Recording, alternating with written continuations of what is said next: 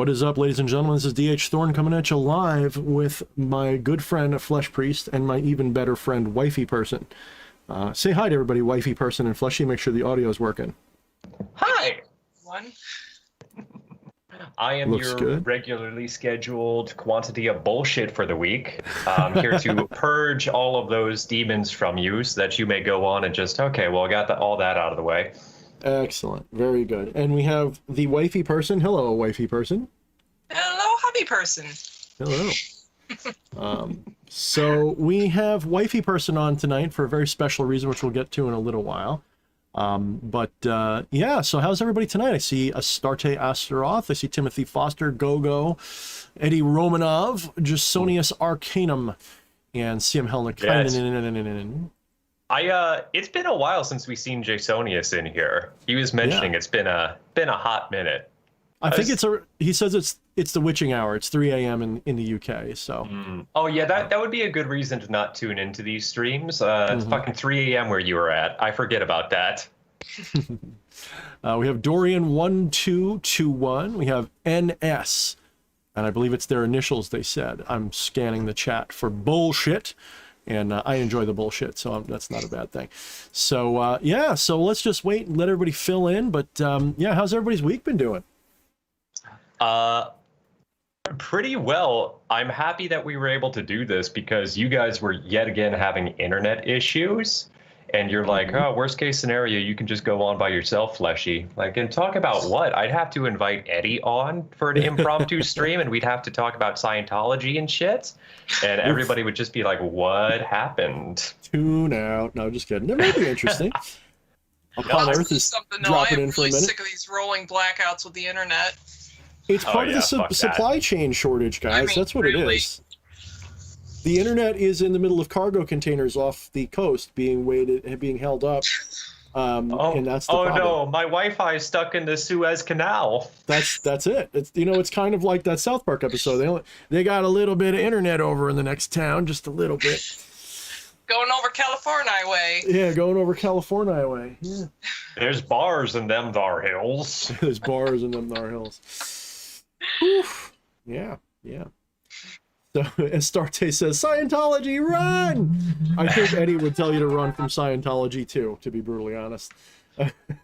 Yeah, no, that's why I find it so interesting is Scientology is a whole bunch of horse shit which should be avoided, but there's also really useful shit in there, which is why I love that Eddie's digging so deeply into it.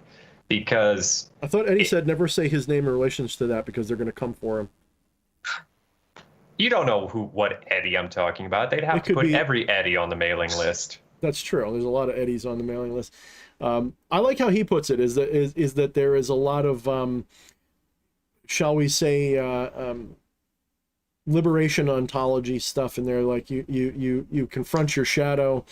And you figure yourself out, but it's been all kind of diluted with a lot of cult bullshit. So it's rather interesting if you can get around all the cult bullshit. There's there's utility in there somewhere, or so he says. It's just like with any system. Like I'm not a big Thalamite, but I feel pretty confident in saying that there's probably a bunch of horseshit in there. There's some useful stuff too. Just know to avoid the pastries at the. At the get-together. You know what I'm hinting at? I don't, but I probably should, because apparently this is my show, and I'm supposed to be the know-it-all, and I do know all, I just don't know everything.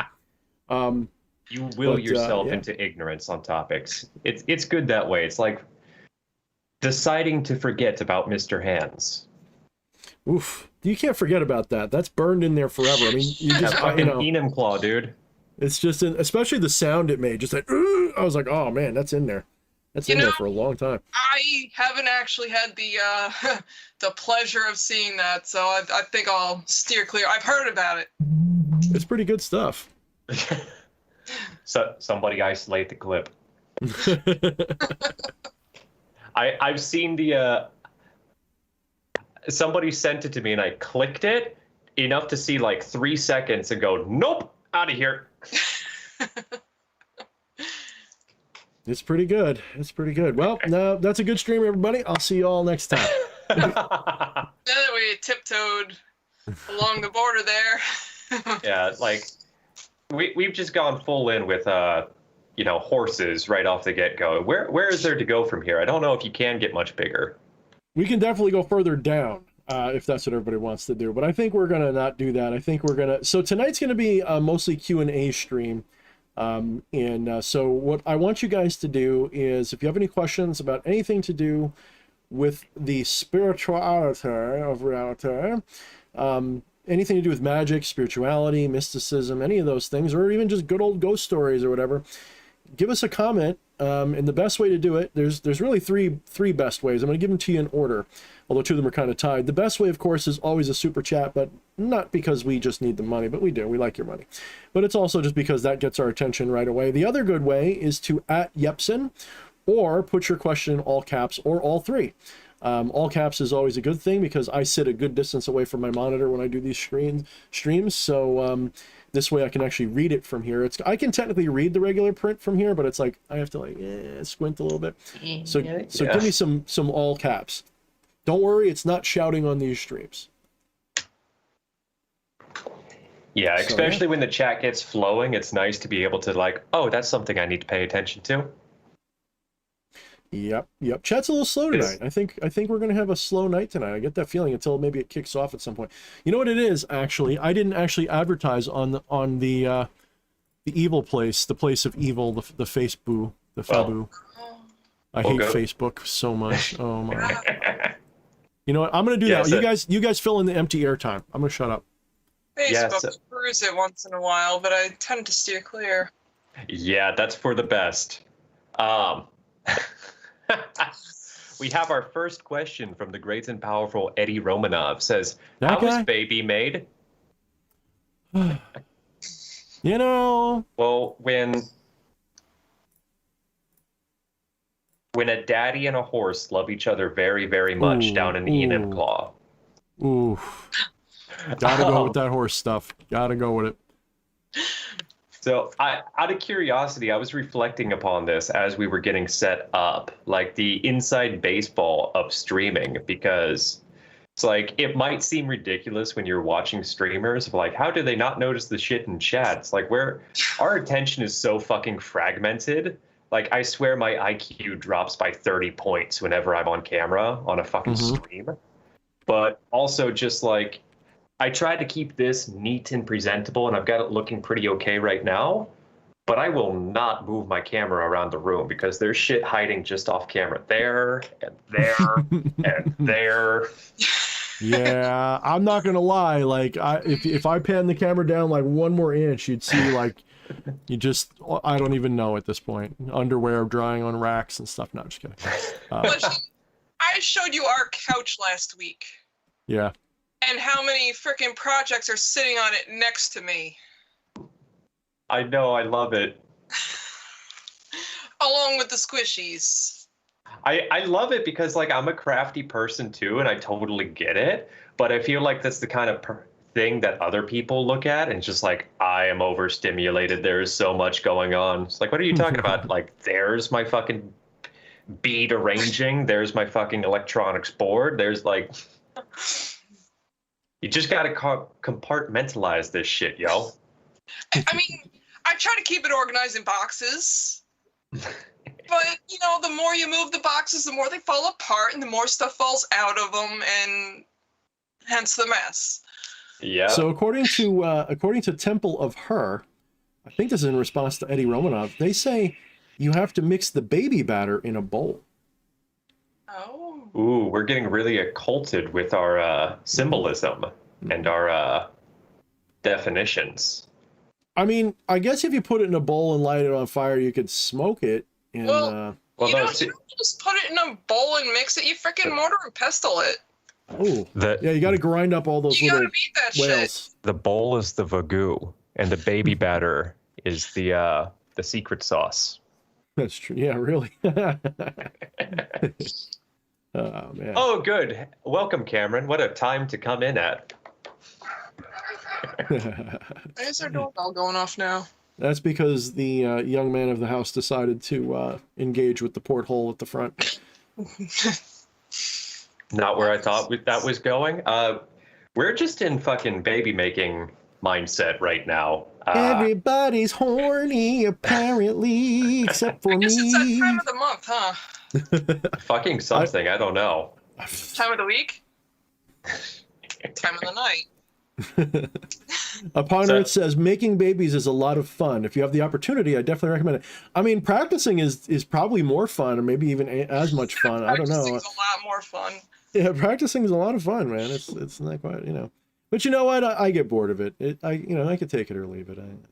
Yeah, I don't look forward to the actual. It's a lot more fun to just go over the recipe, but not actually make anything.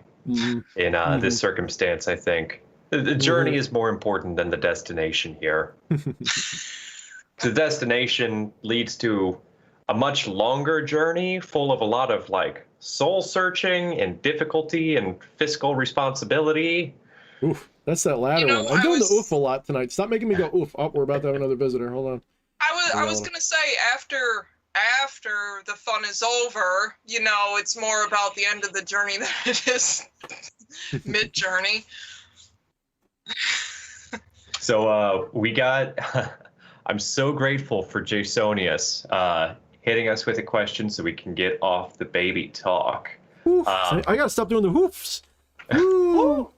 I don't have tea tonight, so I'm running on no caffeine, which is probably a good thing because caffeine is actually you're robbing later to pay for now. That's what you're really doing. Caffeine sucks. I'm all about instant gratification, though. I feel like miserable later. I feel like it's putting all the debt on somebody else so that you may be liberated, and then fuck that other guy. Just keep pushing it down the road, and then eventually that person just dies. It's cool. Yeah, I mean, it's like, you gotta, every once in a while you take a little bit of it in again, but yeah, I agree with you, man. It's not good. Okay, so we got 2 questions now. The first one is from Jasonius Arcanum. It says, question, DH, when you took a sabbatical from Magic, what was the underlying reason that drew you back to the path you now walk? That is a long, complicated answer. Possibly a very interesting one.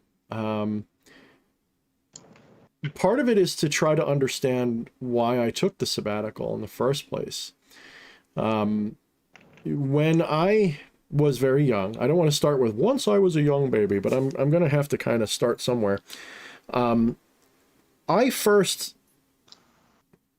how should I really do this? I mean, I could give you the full story, and it is an interesting story, but I must warn you guys that the story of how I got into magic and the occult in the first place is one of those stories where if I heard it, I would tell you that you were probably either full of crap or that you were maybe superstitious or taking things too seriously or got too carried away or any number of things.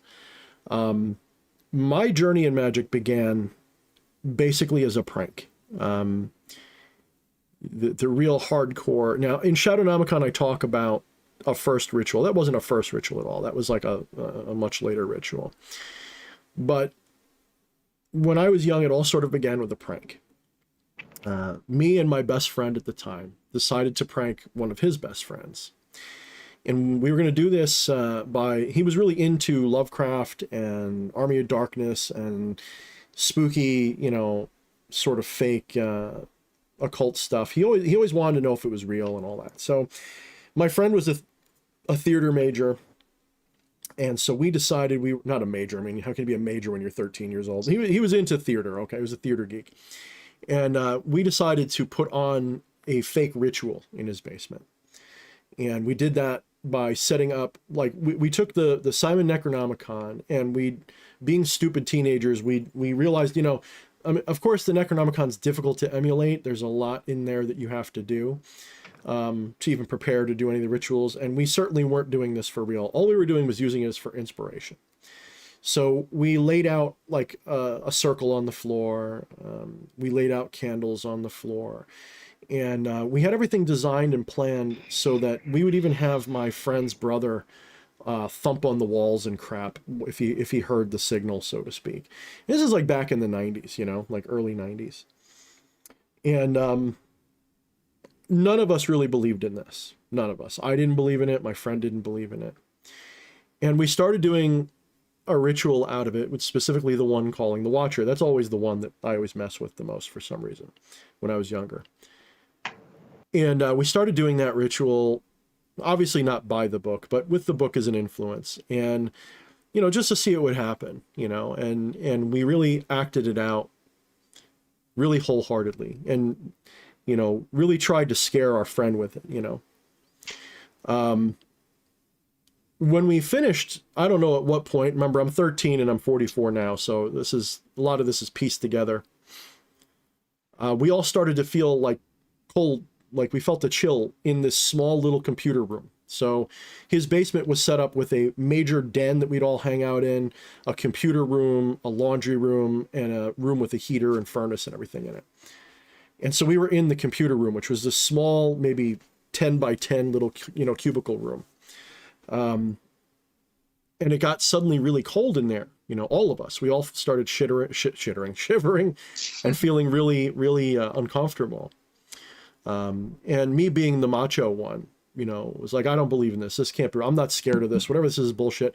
In fact, I'm going to prove it's not real. I'm going to step outside the circle. And at the time, we had set up the circle to be a protective circle like all the newbies do. And so I jumped out of the circle. I'm like, nothing. I feel nothing. In fact, I'm going to prove that there's nothing. There's nothing here. I'm going to prove that there's nothing. And I opened up the door into the main den, which is a much bigger room. Like, picture a regular living room, you know, an entertainment center living room.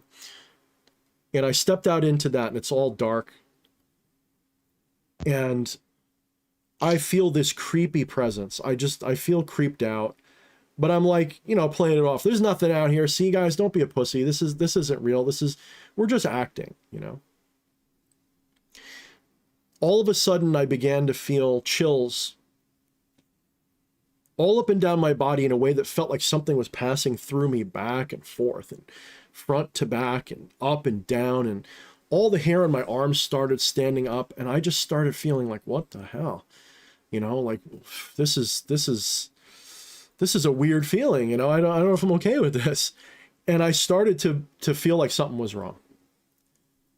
And I run back and I jump into the circle. Like, I don't know what the fuck that was, but I felt something, and it's not my imagination. Look at my arms, the hair's standing up. Like, I'm freaked the fuck out. So all of this goes on for a little while, and, you know, we're all getting scared. My friend starts like, you know, well, maybe we should like try to talk to it or something. And I'm like, yeah, but I stepped outside the circle, man. It's got me, whatever the fuck it is. You know, like, I'm getting scared too, you know. And the guy we were trying to scare at this point is just sitting there with his head down, just shaking, like, what the fuck is going on? And then I get this sudden, in my mind's eye, I visualize something in that back room where the radiator was, so not the radiator, but the hot water heater. I feel like I got to check that room. And so I feel like something's over there. I got to see what this is. And so I go and I turn the doorknob and I open it, and I don't, for the life of me, well, I do now, but when it happened, for the life of me, for like a day or two, I had absolutely no recollection of what happened next. I basically woke up with everything a blur the next day. And my friends told me this story about how I basically became like the Exorcist kid. But not as bad. Like, it was way more, like no pea soup went shooting around, and I wasn't going blah or anything like that. It was like I suddenly like went catatonic and stumbled backwards back into the circle, and my eyes were like rolled up in the back of my head, I guess. They said that what I did next was just on this side of possible. Because they said I leaned back as if something was holding me up, but it was probably rational. Like, it probably wasn't literally like something holding me up, but I leaned all the way back and I like overpowered them. Like, they were trying to help me down, and I was just like, I wouldn't go down. That's like even though I was off balance. That's the greatest fucking, like, I almost want to say it's like a joke with magic of like, it's just believable enough, but it's always right at that verge of possible. Right. You know, when something's really going, Are you trying to pick my nose with the fucking No, mouse? I'm good. What I'm are good. you doing? Somebody called me out on it, so I'm playing with it. Keep going. No, I like what you're saying. Keep what you're saying. Fucking all Yeah, distracted now. I agree with Yeah, you. that's it. Like right when you're on the verge of possible, right? Because for all I know, it went past the verge of possible, or maybe it was. I wasn't really conscious for it. That much I know.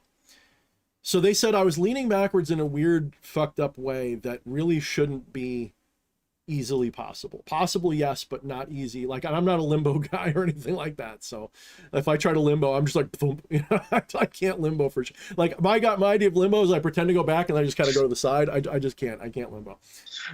Yeah, no, you do it way better than I do. So what happens next is I collapse onto the floor, more or less. And my friend, who was the one conducting all of this, like, he just starts reading from the Bible and casting demons out and all this shit, and nothing's working. I'm scratching and clawing at the floor and growling. And then I take on a very effeminate female persona, complete with a very feminine voice. It was still my voice, but it was a perfect female inflection, they said. And this female began telling them about things that I, at the time, shouldn't have any knowledge of.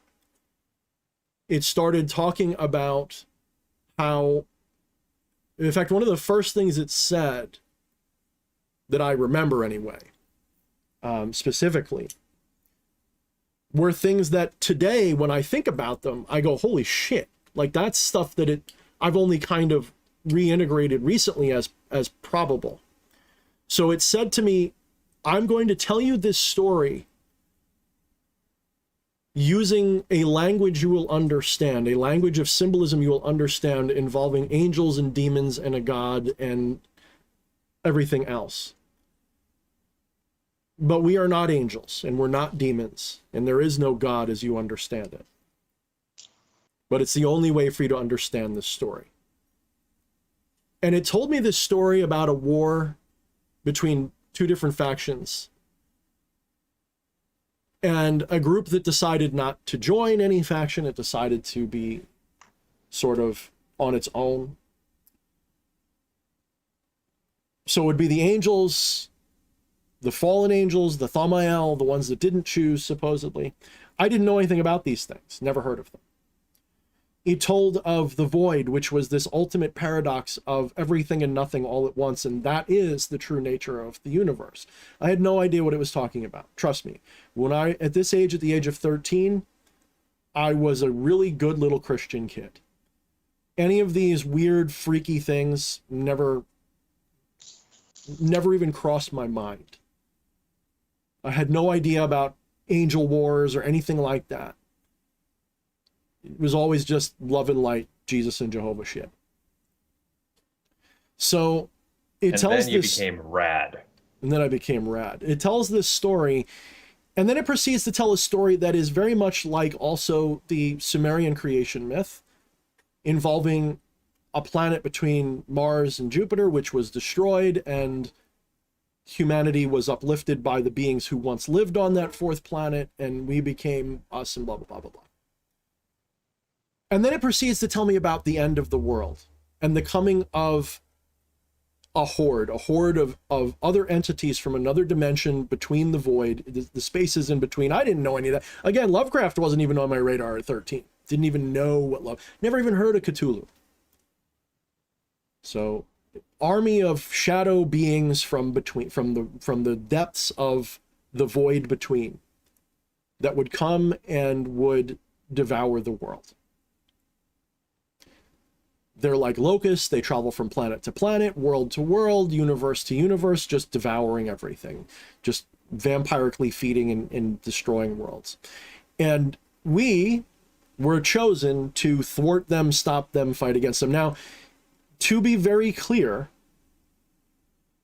I am fully aware of the fact that all of this was probably passing through my own childish filters. As it said, I'm going to speak in a language you understand. I'm going to tell you this story with symbolism that you all will understand. meaning it had to pass it through me.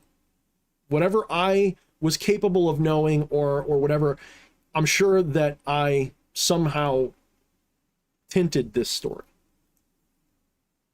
And so, of course, whatever this being was playing off of my own insecurities, right? I wanted to feel special, no question. As a 13-year-old kid with an abusive life, hard time at school at that point, a lot of bullies that I was bigger than them, but still I felt threatened all the time. Very tough life, and I wanted to feel special. I wanted to feel supernatural and special. And who the fuck doesn't ever? Right? So this being gave me that. And then next thing I know, this all culminates with that one friend that we were playing the prank on never spoke to us again. It took him months to really hang out with us again. He was really fucked up by it. He was like, I don't know what to think. I feel like you guys made it up, but I saw some shit I can't explain. And, you know, DH said shit. And of course, my name's Daniel. So he said, Daniel. Daniel said stuff that I can't comprehend, but it seems freaky as shit. So he didn't want to talk to us anymore. My other friend, however, being a bit of a nerd and liking this stuff, started reading up on things. And he started learning about hypnosis, and he's like, you know, let's take this a little further, because either you are the greatest actor I've ever seen, like no one could be that convincing, nobody could do what you did on purpose at age 13. You should be a child prodigy actor like the one who played The Exorcist. Without a script, without, you just improv this whole thing, or it's real. I'm like, dude, I swear I had no idea what I was doing at the time. When I did start to remember bits and pieces of it, it felt like I was from the back. Isn't that like, I feel like to be a great magician, it's kind of in the eyes of others. It's kind of writing that line between he might just be the greatest actor to ever live and rambling street hobo holding a sign on the corner. And really quick, I want to point out, because this made me laugh. Cameron Carlson says, your story is so much better than mine. I started out by evoking Lucifer on a Dora the Explorer altar in the attic of my buddy's grandma's house. That's a good story too. We should have them on to tell that story, because I have a feeling that would be a butt kicker. I like the sound of that. That sounds like that sounds, believe it or not, that's not that far off from what we were doing. It really wasn't. We just couldn't afford the Dora the Explorer altar. So I'm telling all of this because you've got to understand why I got into it and the damage it did to me, to understand why I stopped. So what follows next is pretty much rather quickly it goes from, okay, let's do this. Let's see if we can figure out what actually happened. To basically 2, sometimes 3 times a week, I'd be at his house getting hypnotized and put under, and these spirits starts coming out. And it quickly morphs from that female one to a masculine one. And the masculine one, it turns out, is the one that is the most connected to me, but it was heralded by this feminine spirit, if that makes sense. And this masculine spirit called itself Ronzael. At the time, we just heard Rance, but it called itself Ronzael. It was like Ronzil, you know, something like that is how it sounded when I said it. Ransel, something like that. The spirits were playing fucking telephone with you. Yeah, basically. So it comes through and starts saying that it was one of these fallen beings that had to reside in my own being to survive. Okay. And it told everybody that when I was a young child, I was on my deathbed, because I really was. I found out, of course, I had scarlet fever as a baby. Now scarlet fever is like whatever. It's like a bad thing, but you kind of like, it's pretty common, I guess, or maybe it's not, I don't know, but it's not a big a deal like it was when I was a kid. You know, in the 70s, when I was an infant, that was 50-50 death sentence, you know. And I had it really bad to the point where if the fever went high enough, I'd have to be thrown in the snow or in a tub filled with ice, something like that, to keep me from dying, because the fevers would go really high. And the way my mother tells it is, one night I was sleeping on her chest, because she'd keep me on her chest in case I would have a fit from my temperature, and she could wake up and throw me in the water or something. And my father was in another room, and she was sleeping, and she heard come up in her ear this all of a sudden. And she jumped awake, and I was peacefully sleeping like I was fine. And my fever had broken, you know. So the spirit told me that that was when it cured me. Like that was when it took over and became a part of me and rectified whatever was wrong. Without him, I would have been paralyzed on my left side or something like that, according to this spirit. There's a lot here. Remember, there's about, from age 13 till about not too long before I met you, sweetie, this was going on, like all the time. Like it was my life. Kind of like the way this is now. And so week after week, I would channel these spirits, and they'd take notes, and we would review things, and stuff I had no way of really knowing would be discovered, as well as other stuff, just random shit. And this other kid named Andreas, this is the first person I'm going to name besides myself, got involved, and he passed away. Not too, well, actually quite a while ago now, but he got involved because he had heard the stories. I guess all my friends were talking because there was people showing up and they didn't know, they'd see me do stuff and be like, how's he doing this? How's he reading our minds? How's he doing this? And how's he, you know, little things. I'm not saying that I could read word for word, but I scared the shit out of people pretty often. It was, let's go to a party where Dan is and let's watch him get possessed because it's really fucking creepy. That's a weird fucking party trick to have. Like that is the most goth party trick. Mm-hmm. And yeah, Malik says, I had the same scarlet fever. They sent me home to die, basically. My temp was over 110, and the doctor said I should have been basically brain dead. That is, I think, just about literally what my mother said that they were doing. They were like, he's probably going to die, but, you know, we'll keep looking after him. It was really that bad. I also want to point out,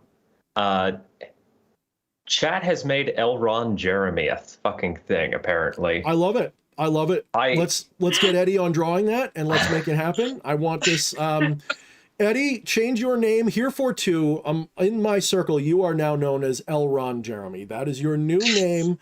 That is your tribe name. So you are known as L. Ron Jeremy of the tribe of Thorne. Yeah, that is your tribe name. We're gonna start a new fucking GoFundMe, and we're gonna get Cracky Comics to fucking draw L. Ron Jeremy.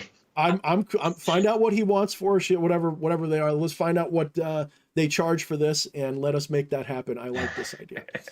L. Ron Jeremy, try to use Eddie. No, we love Eddie. We always make him the butt of every joke, but he's got like such a good temperament. He doesn't bite back, and then it's like then you feel bad. It's because he's such a good guy, and he knows our love language is fucking ribbing each other. I mean, it's not mine. If you rib me too much, I punch. But yeah, hey, he's right. Hey, you get your fair share during Jackbox, you know. That's true. That's true. It's like everybody gets back at me on Jackbox. So anyway, so this kid gets involved. Now this kid, Andreas, he heard about all this and he was really into it because that was his life. He studied magic at that age. He was a year younger than me. So I guess by this point I'm 14, he's 13. He is so into this. He's read all of these books that now I'm just looking at going, I don't feel like reading this crap. You know, he knew all about the Golden Dawn, Kabbalah, Thelema, Wicca. He had 3 or 4 grimoires filled back to front with all kinds of shit. He knew a lot, and he was practicing as best he could as a young kid. Kind of like a Wyatt in a way, you know how Wyatt's all inquisitive and knows a lot of stuff and asks, kind of like that. So he gets involved.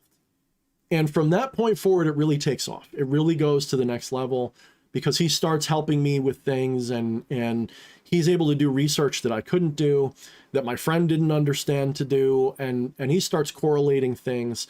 And we build up basically what turns into a cult. And over the intervening years, it really turns into a rip-roaring thing with about 23, 24, you know, on an average meeting, people showing up that all believe that we were there to fight the shadow beings from beyond the beyond, to stop them from coming through and taking over the earth, and to prepare for the day when they fully come in and actually do take over, and to survive and then fight them off and lead armies and all this kind of, you know, edgy teenager stuff, okay? And to be clear, if you read Shadownomicon, you know where that goes. Shadownomicon, in that book, I explained to you that through that process, I had become what's the equivalent of a very toxic cult leader. If you ever watched the movie Black Circle Boys, like, I was basically like a legit version of the bad guy in that. And instead of faking everything, a lot of it was based on shit I had no way of explaining or understanding. Like, I would just go with my intuition and go with my gut, and freaky shit would happen. I would point at the sky and a lightning bolt would happen. Not that I caused it, but it would be during a thunderstorm, you know, shit like that. I would predict things, I would do things, and it was always, I mean, people really, you know, they saw everything I saw. And at some point I started feeling sick. I started feeling like this wasn't right. I felt manipulated. I felt like too much of this felt like I was controlling it and doing it, even though I sincerely didn't believe that I was faking it, right? But I felt like I was influencing, and I felt like the shadow people that we were fighting were in on the act. Like, they were showing up just to be fought against so that they could feed off of that adversarial rage and energy and all that. You know, I'm sorry to interrupt, but I can't help the image of, you know, there was a timeline split where you were corrupted by the shadows, and now you are opening gates and whatever. And that is the reality that we exist in. But somewhere else, a young Daniel did not give in to the temptation and is still fighting the shadows, those locusts between worlds. And he is known as HD Rose, the opposite of PH Thorne. Right? That's what. Yeah, and I'm leading my armies to defeat the shadows even now, possibly. Yeah.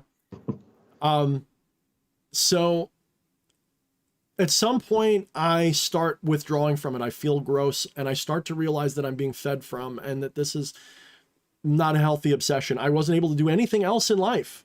I wasn't able to hold a job. I wasn't able to meet girls that I could really like, because they'd find out about this crap and they would either run like a lunatic, or they would be into it, but it would be really weird, and it would always go sideways quick. There was constant bickering and fighting in the group, and all of it was just really uncomfortable. Shadownomicon really puts it out. Probably the best recollection that I have of how it happens. So at some point, I finally decide that I need to confront this, and I need to confront Ronzael, because Ronzael came to me as an angel type of being, I guess a Thaumael, a spirit that didn't choose heaven or hell. It chose no side. And that's what it came to me as. And I started to realize it was deceiving me in some way. Even as much as it was helping me. It was helping me, but it was deceiving me. And I just couldn't, and it was guiding me towards just ruling these people and being in control and just all of this shit. And I realized that they were feeding off of me as much as I was feeding off of the group. And it was just this sick circle jerk of evil, basically. So I confronted Ronzael, and that's in the book very clearly what happened. Of course, some of it was internal in my mind's eye, and some of it was literal as best I can remember. And this being confronted me, and I confronted it, and it slammed me to the ground. And, you know, long story short, I began to detach myself from this current. I began to deny it because I knew enough about magic. Now, I'm not a classically trained anything. My friend told me what he knew, but he would always tell me that I somehow knew things that I shouldn't know, that I didn't read, and that he would ask me for advice, even though he was the one who read all the books, because I could explain things in the books that he couldn't understand, if that makes sense. So I knew that my will was the key, that I had to basically change my own perception of it. I had to decide that it wasn't real, and I had to begin distancing myself from it. And so over time, it didn't take very long, my friends would start saying, okay, I see shadows over there, we're going to fight them. They're not really there. What do you mean? I see them. No, I mean, it could just be a shadow. You know, I started like becoming skeptical of it. I started challenging it skeptically. And at some point I distanced myself enough so that I began to disbelieve it. And I started to think that I was crazy. I started to think maybe I was schizophrenic. So I would go to a psychiatrist at the time. I was probably, I don't know, early 20s, maybe 22, 21. I don't remember exactly. I started going to a psychiatrist because I was having life problems. I couldn't hold a job. I couldn't do this. I finished high school, but just barely. And I wasn't making anything out of myself. And it was just, you know, ups and downs. And I had good events and bad events, but, you know, everything was tough. And so I started confiding in these people. And I told them a little bit about what was going on, but not enough to get me put into a loony bin. So I didn't tell them I was talking to shadows and all this other shit. I just told them that, you know, I had a very spiritual life, we'll say. And I glanced one time at the papers that they were holding, and I asked them, I'm like, you know, what's wrong? Well, you have a little, you know, you're on the schizophrenia spectrum, I believe, but, you know, without certain tests, and you don't seem to have a real problem. So we're not gonna blah, blah, blah, blah, blah. You know, the way mental illness works is, you know, there's all these spectrums that you rank a 1, you know, like there's a number rating or whatever. I don't know how it exactly works, but, you know, unless it's disabling you, it's not really considered a problem. So they just kind of note it and move on, you know. So there was some mention of schizophrenia involved, high IQ, 140, you know, high 130, 140, something like that. They don't tell you your IQ at the time. She told me that I was at least 2 standard deviations above normal, and that was why I was having certain problems in school, because schools weren't geared for people that, you know, basically mental level, it wasn't geared for it. So all of these things. And I started using all of that as a way to just, so basically I thought, so I'm really intelligent. I probably made half of that shit up and didn't realize it. I was smart enough. I probably figured it out. I probably just intuitively figured it out because I'm smart, and I started, you know, maybe that's why I'm a good actor. That's what it was. I must be a good actor. And so I just started building up this straw man of why it wasn't real. And by the time I met Camilla there, I was just about broken free of it. And when I met her, some of my old habits kicked in, and I started trying, like, can I hypnotize you and see if you remember past lives and all this stuff? And it didn't really, I remember feeling gross when I did it. I remember feeling like I was falling back into the same problem, and I was going to lead this innocent young girl down the same problem, because you didn't have any, like, you know, like you would have been a babe in the woods. Oh, and the so advertising was very lackluster. yeah. So I didn't feel like this would be a thing that I wanted to get into with you. And I felt like if I wanted to be with you, I'd have to leave that life behind. So I started to leave it behind. And when you started asking about it, you're like, oh, can we do a seance or whatever it was? Can we do rituals or something? I'm like, shut me down so hard. Yeah, I really did. With good reason. If you had seen what I was going through, you probably would have completely understood. Yeah. So over the next few years, I had become gradually more and more a hard skeptic, secular, atheist, all of that, believed in nothing except for what science could tell us. And I began to deny everything spiritual, hardcore. And that was most of our relationship together, sweetie, most of it. Even when there was ghosts going on in our house, I had, like, it probably wasn't a ghost. It was probably just vibration. I don't know. Maybe it is a ghost. I don't know. It's a fun story. When we got the dog. Yeah. As soon as we got the dog, the feeling in the back bathroom in our bedroom went away. So except for that it's really one true. night. It is true. Until that one night. So Jasonium asked, you know, my sabbatical and getting back into it. So why did I get back into it? I know it's a long ass story, Jasonium. So you owe me a big super chat someday. Just kidding. So I started getting back into secular mysticism as I thought of it. So Zen Buddhism, basically. So I figured Zen Buddhism is like psychology. It's not really necessarily about gods and spirits and shit. It's about stuff I could wrap my newfound, you know, skeptical brain around. And I started getting into it a little bit. Not to the point where I was looking up monasteries to join or anything. I was just doing research online. And I found Alan Watts by accident. And Alan Watts was the equivalent of Obi-Wan Kenobi to my Jedi-loving mind. Because even in that secular state, I still loved that fantasy world. And I loved anything that reminded me of it. Ninjas, samurais, all that shit. I loved it all. And I was familiar with that. And I started listening to Alan Watts, and I began to resonate so much with what he was saying and going, you know, this is a lot of stuff that I used to think about and believe, and none of it was like hokey woo shit. It was just like spiritual psychology, and it started to really resonate with me to the point where I had an awakening experience, which I've talked about before. And I had this awakening experience, and I became just at peace. I felt better about everything because I started to believe that non-duality was real. And I started to really accept it. That maybe I am in everything somehow, and I'm just only aware of me. And I really started to get that into my mind. I started playing with it and accepting it, especially when I had that awakening moment. And when I had that awakening moment, a lot changed for me. And I don't know if it was noticeable at first. I don't know how night and day it was. But over time, I just became more and more okay. Even with the horrible job that I had at the time and everything was going, I still had bad days. I really did. But I started to just kind of accept things better. And I started to feel, even if I didn't show it that much outwardly, I just felt better. And then somewhere in the middle of 2018, I was trying to write up a story for, I guess it was for a novel or for whatever. And I started writing about, like, you know, ghosts and shadow people and shit. And I was trying to come up with inspiration. And I just started thinking, you know, I remember when I was a kid, I used to do all these things that I thought were real, and they're really not. I know they're not, but it would be kind of fun to do them again.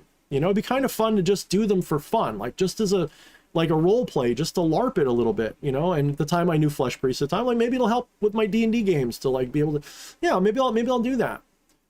And I started YouTube searching real rituals, basically. And I came across the usual, you know, like here's somebody doing Kabbalah, and I'm like, boring. Here's somebody doing like something else, boring. And I typed in, I think it was satanic ritual, because I wanted to see what the dark side was looking like. Because I figured here it is, the current year, I'm sure somebody's recording their rituals and putting them up, even if it's just to scare people, maybe some special effects, whatever. It'd be inspiring to watch. And E.A. Quetting was there with his shirt off, looking like a renegade from that biker TV show. Yeah, Sons of Anarchy. Fuck yeah, keeping it real, man. And I'm watching this fucking thing, and I'm like, dude, I recognize that look on his face. Okay, that was legit. That was for the camera. That was legit.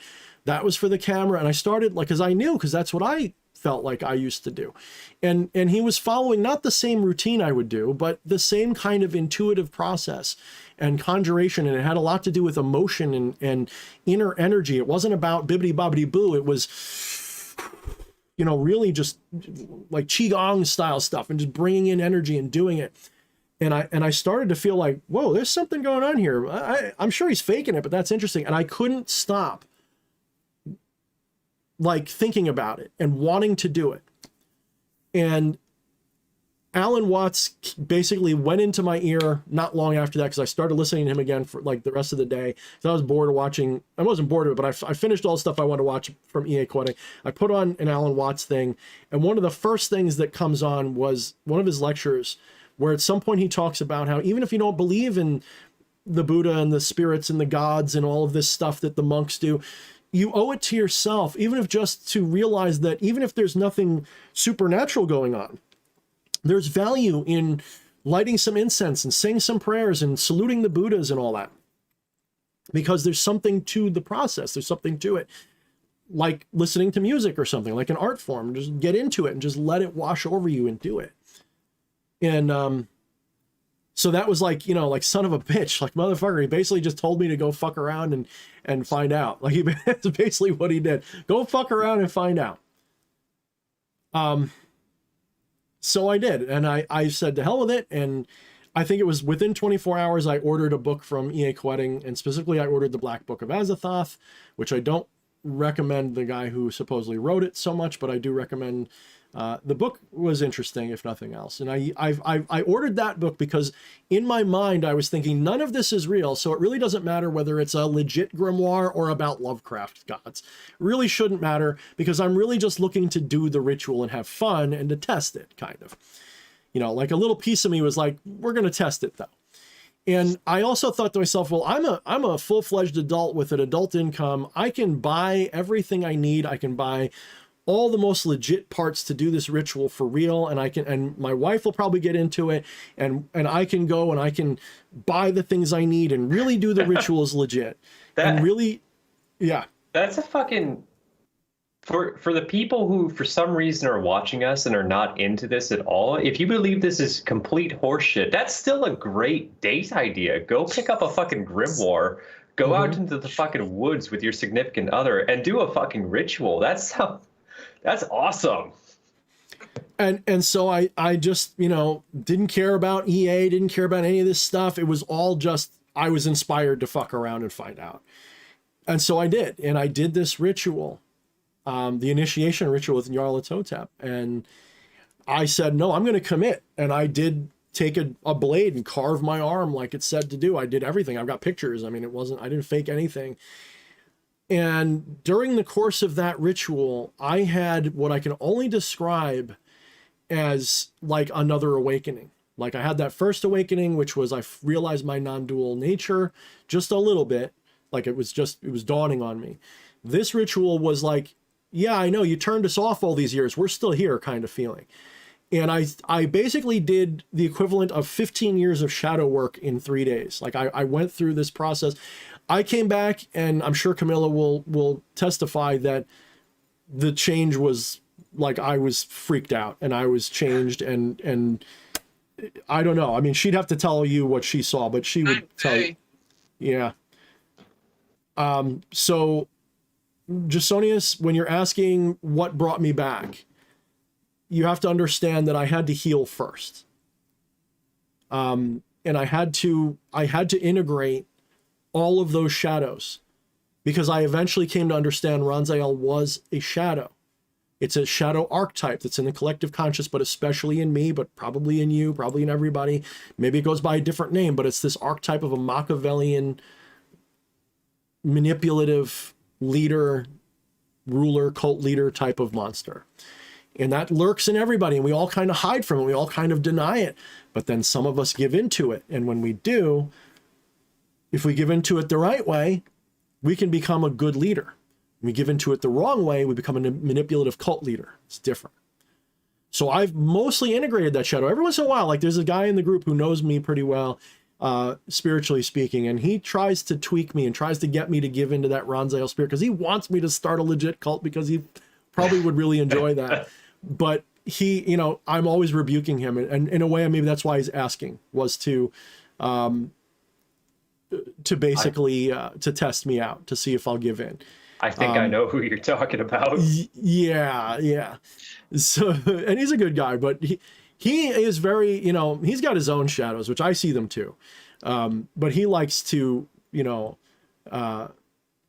try to trigger other people's shadows. That's like his game. He likes to feed off of people by triggering their shadow. So if you ever see like me and somebody having like a conversation, sometimes he'll chime in just to see if he can trigger the person. So yeah. So, and Jen, when I say it was like shadow work in 3 days, I kind of more mean like it was a tension that was like resolved. It wasn't like, I mean, I did have to I mean, you can ask if the final night of doing this initiation fucked me up so bad that I went crazy enough where if someone had confronted me, I might have done something that would put me in a very pound me in the ass kind of place for many years. We'll put it that way. Something that's totally unlike me now. Something I wouldn't normally do. I went crazy essentially for like an hour.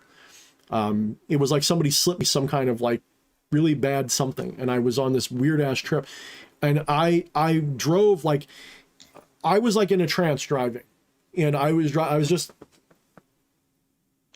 and I wasn't looking around, and I was just peripheral vision driving, just, and I got to the beach and I came back, and when I came back home, I finally started to snap out of it.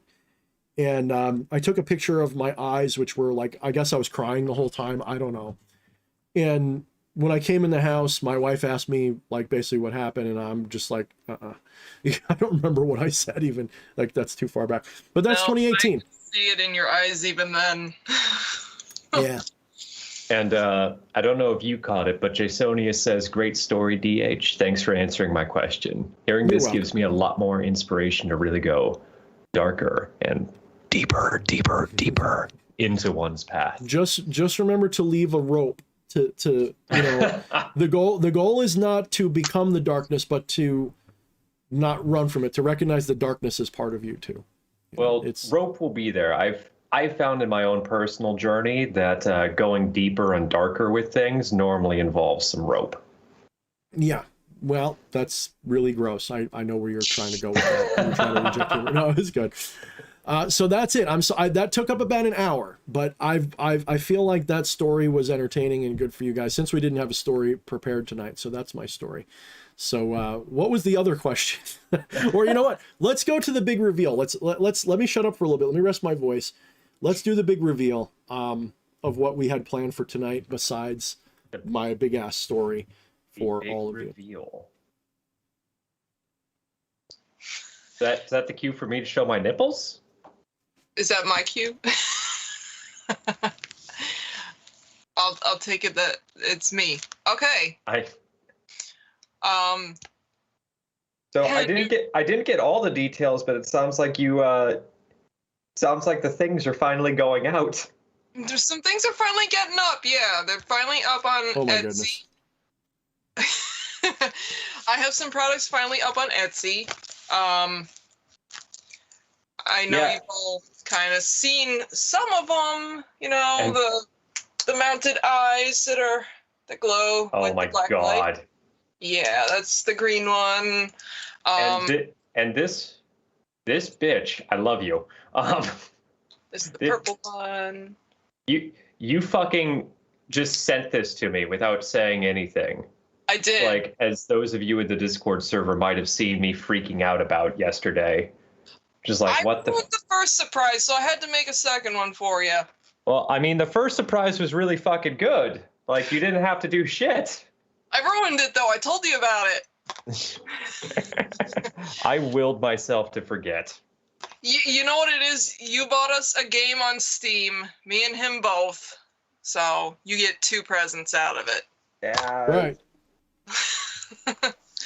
I'm not gonna say no, only because I fucking love this thing. So People are saying in the chat you need to make more red ones, because there's a couple people saying no, they're sold out already. So we need more The red red ones. ones are sold out already. I know, they sold really fast. It's like 5 minutes of them being up, and I get the cha-ching. I had a feeling we'd need like I'm in the I had a feeling we'd bathroom need doing like my 5 hair, times and as I many hear red ones. cha-ching 3 times.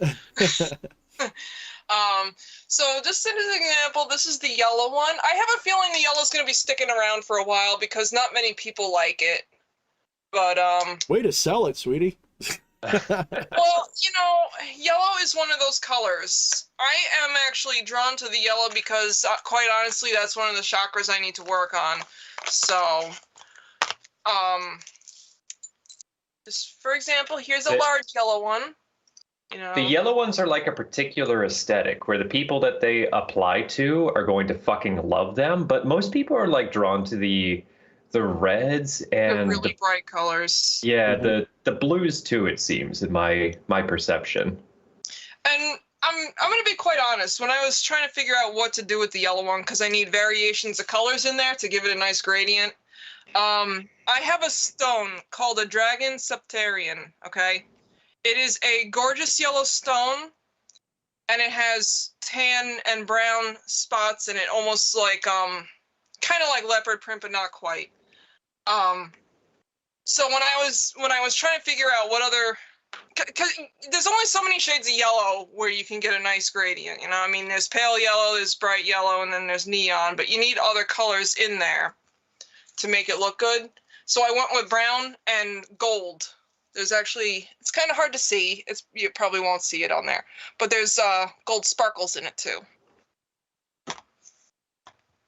So just to interject, yellow Dice is Controller nice. 187 asked, why don't you sell enchanted merch? Because I refuse to do the work for you, that's why. Yeah. You don't know, to be brutally honest, if you don't know how to do it yourself, how do you know I did it properly? For all you know, I'm just pissing on it and saying so you personally should learn to do it and do it. I would rather give you something that is ready to receive, if that makes sense. I'd rather give you something fully cleared, ready to receive your energy and intention, and put all the love and like, think of it this way.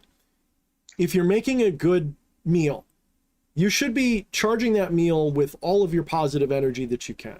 So when Camilla's making these, she goes and she's just having a great time, except for when she's in a bad mood, but that does happen. But usually she's in a great mood making these things. And when I'm making them, I'm usually really deeply thinking about what I'm making. And you kind of charge it with that kind of intention in it. But it's wiped clear. It's meant to be a receptacle for what you're going to do with it and the symbolism attached to it. So I personally, I mean, I shouldn't speak badly of people who do this, but to me, when someone says I charged it for you, I go, because to me, it's just.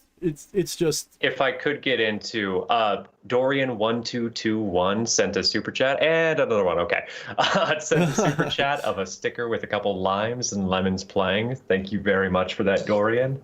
And Behemoth also just sent us a super chat. Says, "What's up, brother? Been working with Satan, dedication, and things have been going crazy here. Love you guys. Just dropping by to show my support. As always. Love you too, Behemoth X. One of these days, I mean, I know I say this every time. We got to get Behemoth on. No, he's got to get on. He's got to get on here with us, and I'll have to adjust like the volume a little bit. Like I'll have to adjust the levels so his bass doesn't just like rock the speakers off the hook. Thank you so much, Behemoth. And if you stick around or you watch later, I appreciate. In fact, if you can tune in earlier, you'll hear my life story, which you may find interesting. Maybe you won't, but maybe you will. So thank you so much for coming. Thank you for your super chat. I appreciate it, man. I really freaking do. You know, just do, man. I appreciate you so much, man. You're also one of the people that inspired me, not just EA. Yeah. Just full disclosure, Behemoth was one of the other people I watched when I was getting into this again that inspired me to do this. So I love this guy. I just do. I feel like if we hung out, like we'd get along really good. I just feel like I would just be like, I hope so. So if I could, before I forget, on the whole preparing or prepared items, enchanted items in the shop, you made the analogy of cooking a meal, and I would put it out there as when you're receiving an item, it is already charged in one way or another, unintentionally at the very least. It's like cooking a meal for a bunch of people. I see it as where you're preparing the meal for everybody to consume, but you don't necessarily know what everybody's spice tolerance is going to be. You don't know if somebody is of inferior genes and cilantro tastes like soap to them. So you don't just want to put all that shit on. You want to lay the base and then let them do the accoutrement themselves. In fact, I had one exception to that rule. I had a ritual I was doing for a while, which I don't really offer anymore, although sometimes someone might request it. I used to do a familiar binding for people. So I would go and get a familiar from a spirit that I work with to give to them. And I've done it really just once. But I've done it for myself. I've done it for one other person. It's an expensive ritual because I've got to source an anchor object to bind the familiar to for you. It might be a box, it might be a stone, it might be a box and a stone, it might be I might have to make it myself. So some of that might be expensive, some might be not. But I stopped offering that because I just genuinely, I'm starting to feel like, you know, look, I guess I'm a bad businessman on some level. I'm starting to feel like when I first got into this, it was a way for me to practice. If someone said, oh, I need this, it's a way for me to do the ritual for them again, to kind of get back into it. I'm not saying I've burned out on it, but I've burned out on it. I'm kind of like, why don't you? You know, I feed best in a vampiric way, in a symbiotic way now. And I like to teach you and then see you go, whoa, that's real? That's when I get off. And there was a guy that we had in one of my classes, one of my weekly classes. And he hasn't been around a little while. I think he had some financial troubles. I hope he comes back. Not even to the class, just I hope he stays in the group and hangs out. And I remember we were doing the chi ball exercise, and I was showing everybody how they could feel a chi ball. And the look on this guy's face, because I could tell that, I'm sure he's had mystical weird experiences before, but the first time you feel a chi ball and you can't explain it, it's pretty something. It's pretty something. I remember you telling me about that, and I think you linked it in the video of the class recordings. It was like, oh, fuck yeah, there's the moment. Yeah, and it's really, like, to me, that that's when I feel really extra, right? That's when I feel extra. So dice, again, I mean, we love you, brother. So don't take this the wrong way, but do it yourself. I want to say something too, real quick about the enchantments and stuff. It's not necessarily that I charge these things before I put them out into the world. I mean, I feel like I'm sending my kids off sometimes. We do love the pieces. A lot of them were just like, I want this one. I want to keep this one. No, but like the amount of energy and love that I pour into these fucking things, I absolutely charge them in my own way, I guess, as I'm producing them. I expect everybody that buys a piece to cleanse and smudge them. Like all of that, like whatever you do. And make it your own. Yeah, make it your Remove own. my shit. Yeah, like because I mean, put your own in there, you know. And if you know, I mean, there's a lot of love that goes into them. There really is. Blood, sweat, and tears. Okay. Well, no literal blood. You can't use it to curse us with. No, I mean, no, make sure you clean that blood off. No, not literal blood. I'm teasing. Yeah, so yeah, I'll put the link again. The Linktree link that I'm putting up right now. If you guys want to show more of the stuff, honey, get back on the sales wagon right there. And I don't have too much more to show right now. This is the indigo. You can't really see it too well in unless this lighting. A bright light or black light. Susan Wojcicki is here. Oh shit! Everybody run! Scatter, scatter! Susan Wojcicki is here. Oh shit! Oh my god! Get the fuck out! Oh, and if it is the real thing, everybody take your whatevers, you know, do everything that they tell you, believe the government. There was no kind of any kind of shenanigans that last year. Everyone should worship Fauci. That's like, don't. I'll tell you what. Am I saying the right stuff, Susan? The real ones, give us a sign and give us a super chat. She should, if it's really the Susan Wojcicki, she should be able to just like cancel my stream just by pressing a button and then bring it back like it's nothing. She should be able to snap her fingers and just like the whole, like turn us blue or something. Like, yeah, use your power. Use your power. That's better, she says. All right, good. I'm sure Susan's okay with the demon stuff because I'm pretty sure that on the weekends that's what they do. So that's safe. I think we just got to worry about the politics that I occasionally spew. Susan, if you wouldn't mind unshadow banning me, I would really appreciate. Susan, you just went to the top of my list. Somebody give them a gold. I wish I could like not actually make them a mod, but somehow give them recognition. Like a gold star next to the name. Yeah, I want to give them a gold star. Like that's class to come in here like as Susan Wojcicki. I don't know how to say it, Susan. Please don't ban me because I'm stupid. Holy shit. Okay, real quick, Jay Sauber hit us with the super chat. Thank you as always, dude. And also Gar. I'm not sure how to pronounce that. That's Gar. Yeah, he does. Okay. Gar does a lot of really interesting artwork and just cool stuff. If you go to my my Facebook group, he hasn't put one up in a while, but for a while, like it was like every day or every week.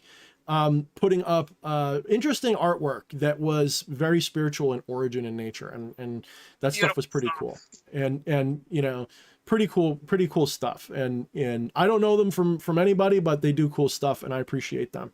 So thank you so much, Gar, for that super chat. And Jay Sauber, as always. It was always a nice treat popping on and seeing that. Mm-hmm. All right, so show the rest of it, sweetie. And so if you guys are interested in that, just click on that Linktree link. It should be under the Etsy link, which, maybe I'll just do the work for you guys because. So the only other one I have here is the orange one right now. Those are all orange. It's an orange one. The thing about the orange and the red, they have the same glowy paint, essentially, because, red and orange look the same under the black light. And the same with the yellow and the green. They both glow green, so. But. Yeah, Jay Sauber was the one who got that familiar that I did, and it's pretty much the only one I've done for money. And he loved it, and the ritual was cool. I should ask you, like, hey, Mr. Sauber, if you ever feel like allowing me one day, maybe if you give me permission, I'll see if I can edit that video and make it public. If I'm not going to do that. That was a powerful freaking, like, that spirit was really, really difficult to tame. And there was like a really cool couple moments in there that just were like, oh, they give me chills just to think about. And I'm glad you're still working with that spirit. I really am. I'm really glad. So yeah, Dice Controller says, I don't know, what? Fleshy, you're the millennial-y one. What does HWS stand for in modern linguistics of internet? HWS, who said it? Dice Controller 187. I don't see. HWS, Elena Lemmy, Shadow Man, triangles with entities from your book. Oh, HWS, I don't know. I'm not that millennial. Yeah. Well, yes, this is one of Elena's work. She is the only one who is even softly licensed, to do my work publicly, besides my wife and me, obviously. It was a typo. He meant has. Oh. Yes, Elena Lemmy will do, and she'll do custom stuff too. If you want a ritual, so maybe you might want an altar top, that would be a way to get one, because you get an altar top with my Trinity, even with the Legion Eye potentially, if you want. She might be able to do all that. So hit her up if you want. She's got charging plates. She'll do altar tops. She'll do small things. She'll make her cool little pyramids with my stuff in it, as well as a bunch of other stuff. So she does really good work. And we got a bunch of other mirrors coming out soon too, right, sweetie? Yeah, we do. I don't think I have any in here with me. They're all... Actually, I think they're all out there with you right now. But, well, I ain't getting up. I have a few that are almost ready to go. If I get up, I'm making a tea, and you guys are going to have to, run the stream for 10 minutes. Oh, no! No, don't put me on the spot like that. Talk about a deer in the headlights. What are you trying to do? I know, when he was telling me, oh, you should just do the stream on your own if we still don't have internet. I'm like, and talk about what? I think I'm Susan, sure I could find something, but Woja Kiki, or whatever the heck her name is, has left to unshadow ban my channel. That's probably what she's doing right now. Appreciate you, Susan. Thank you so much. Is she gone? Can we talk shit? Is she gone? I think we should. So we've got a little bit of a backlog on questions here. You want to get to the next one? Yeah, I think whatever would have been next, or however you want to run it, let's do it. If we're done with the Buy My Crap segment, let's do that. Just for the record, I do have a story for later. Okay. Maybe I'll make my tea while you do that, because I know that story already. Okay. Yeah, especially good night, because... Dice Controller. Oh, good night, dude. Good night, dude. So this question comes from Asarte Azeroth. Says, question: are rituals central to progressing magically? What other parts of magic are there besides creating and or following rituals? Okay, so... my 2 bits as a magical caveman, absolutely not essential. At least none that are written down. Fucking do what feels right. Yeah, I'm leaning into that very strongly. A wise man would tell you that if you want to catch fish, you have to go to the ocean. So if you're trying to become ascendant, master, anything, you've got to do something. But there is literally no practice that will cause enlightenment or ascension. Nothing causes those things. Rather, they facilitate the awakening experience. So, to put it another way, if you're sleeping at night and dreaming anything, you cannot wake yourself up until somehow you're aware that you're asleep. And even then, there's nothing that the dream you can do to wake yourself up. Now, you might have an experience where you realize you're dreaming, so you pinch yourself and that wakes you up. But the pinching yourself doesn't wake you up. There's literally no action that you can take in a dream that will cause the dream to end. You, the higher you, has to be ready and just go, time to wake up now. Now, obviously, that can happen without doing anything. It can just happen. It did more or less to me. I didn't achieve whatever this is you think I've achieved by doing anything. I told you that I was listening to Alan Watts while watering bushes at my job at the nursery. And I had an awakening experience that began with me looking at the bush, realizing that I was the bush watering itself. And somehow that thought triggered just a cascade of awareness. My mind went silent and I lifted into, I just had this, I've talked about it before. And the experience itself is meaningless. The experience itself it's just a cool story to tell. But in that moment, I could never see myself as just D.H. Thorne anymore. From that moment forward, I started to realize D.H. Thorne is more like a mask or an act or a character, and that I really was everything in my area and beyond. And then I realized I was more than my area. I'm everything in the universe doing what I am right here. Like it's aware, like I'm aware of me because that's where the attention of the universe is. There's literally no methodology to achieving that. It's not even an achievement. It's a remembrance. So if you're trying to awaken, like let's say you're trying to remember something, right? So the best way to remember something, of course, is to have a trigger, right? So you start doing things that will remind you. So let's say, we do this all the time. We'll be talking about something, we'll forget what we were saying, and then we got to replay the conversation a little bit to try to re-inspire us, is basically what we're doing, to remember what it was we were trying to say.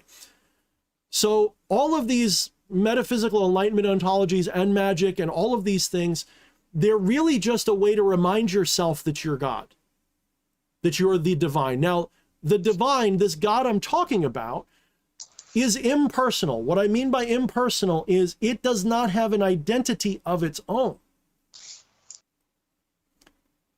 Susan, what you get? Whoever this person really is, I love you. That is the best super chat. Read that super chat. Susan Wojcicki with that 666 says, "Open shadow gates, get shadow banned." Perfectly balanced. I can't deny it. Thank you, Susan. Oh, great and powerful. We love you. Please come to my show all the freaking time.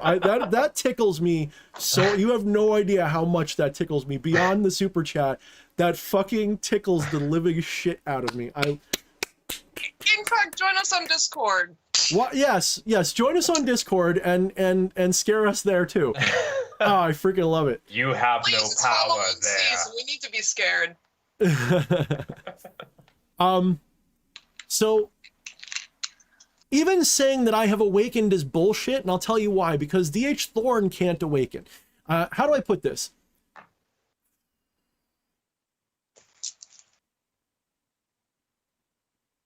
If what you are is an illusion, like a shadow, can a shadow influence the person who casts it, really? Save through startling you with ignorance? Can a shadow do anything that the person doesn't make it do? So the shadow cannot be enlightened. Your identity cannot be enlightened.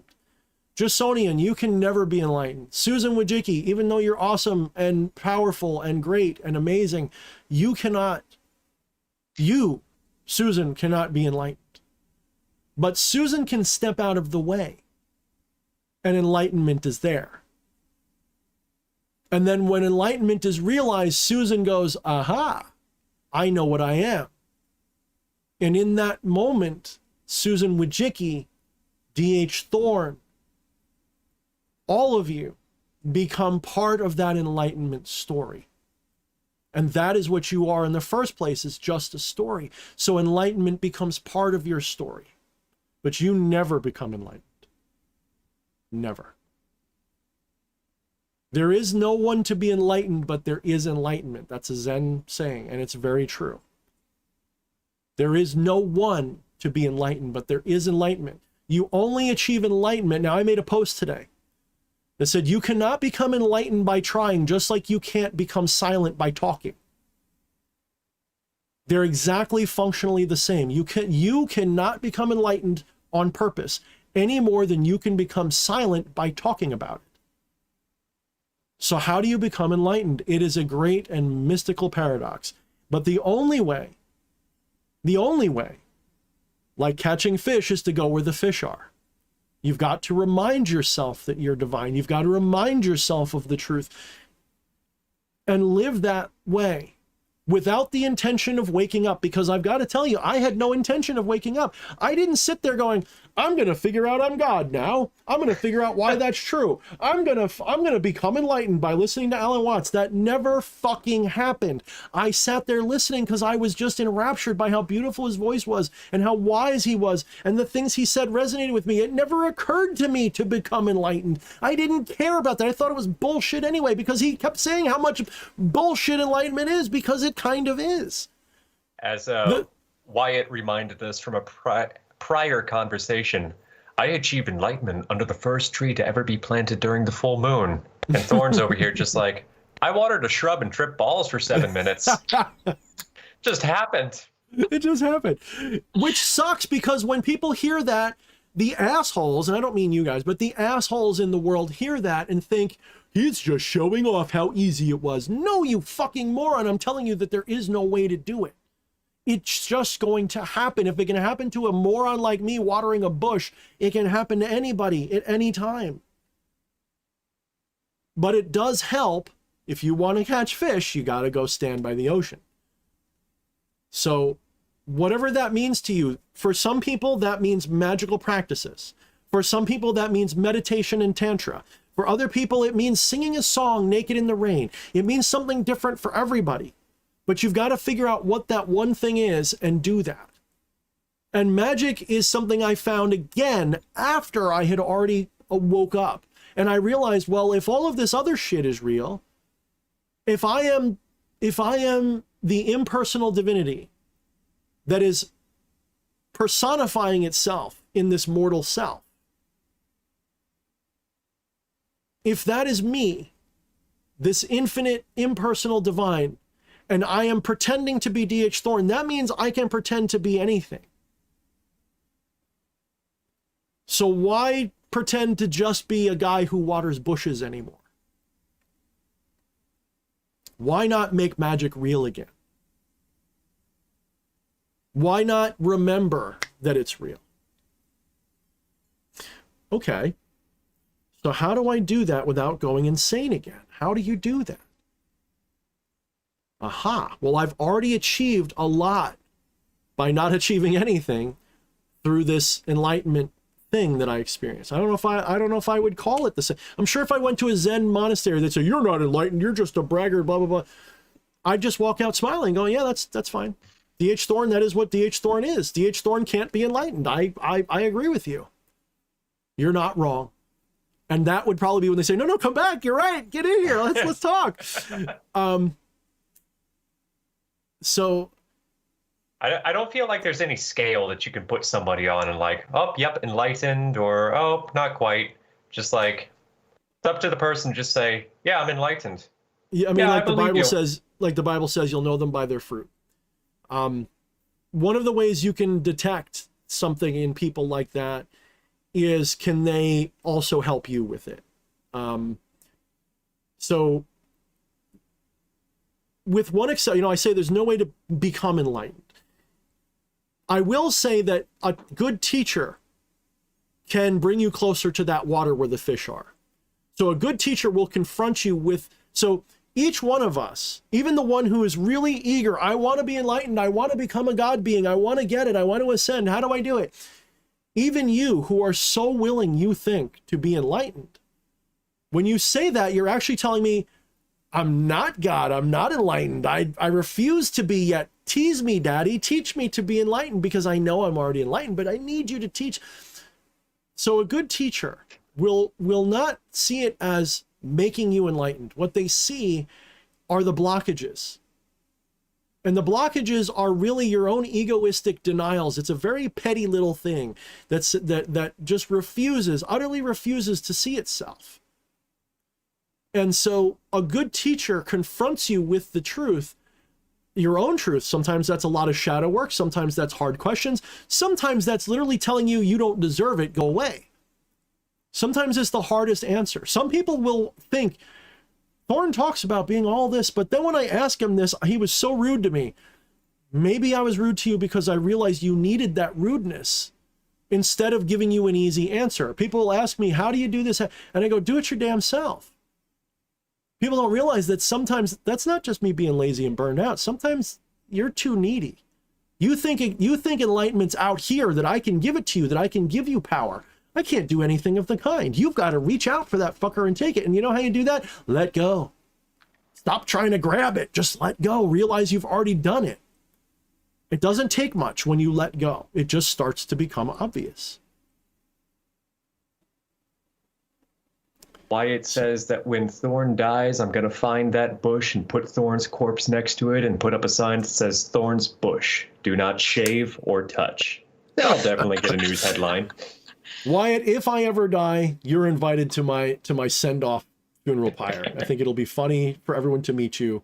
So you're invited. You have to get there yourself. We're not paying for it, but if you can get there, I'll let you light a cigarette off of my flaming corpse. We'll put it that way. What's up, Jen? Jen Voss is here, another good friend of the Thorne Hub Central Discord. She also does really cool stuff. She puts out cool products. Check out the Discord. She's often advertising her stuff. What is up, Jen? What is up? Yahoo555 Yahoo says this is where D&D leads to. Trying it for real. Yo, and you're not wrong. You're not all wrong right there. That's a little too true. I wouldn't blame D&D, but it absolutely, if you learn how to role play, spirits become easy. No lie. And, I was talking to, I actually had a consultation with CM Helnikainen the other day.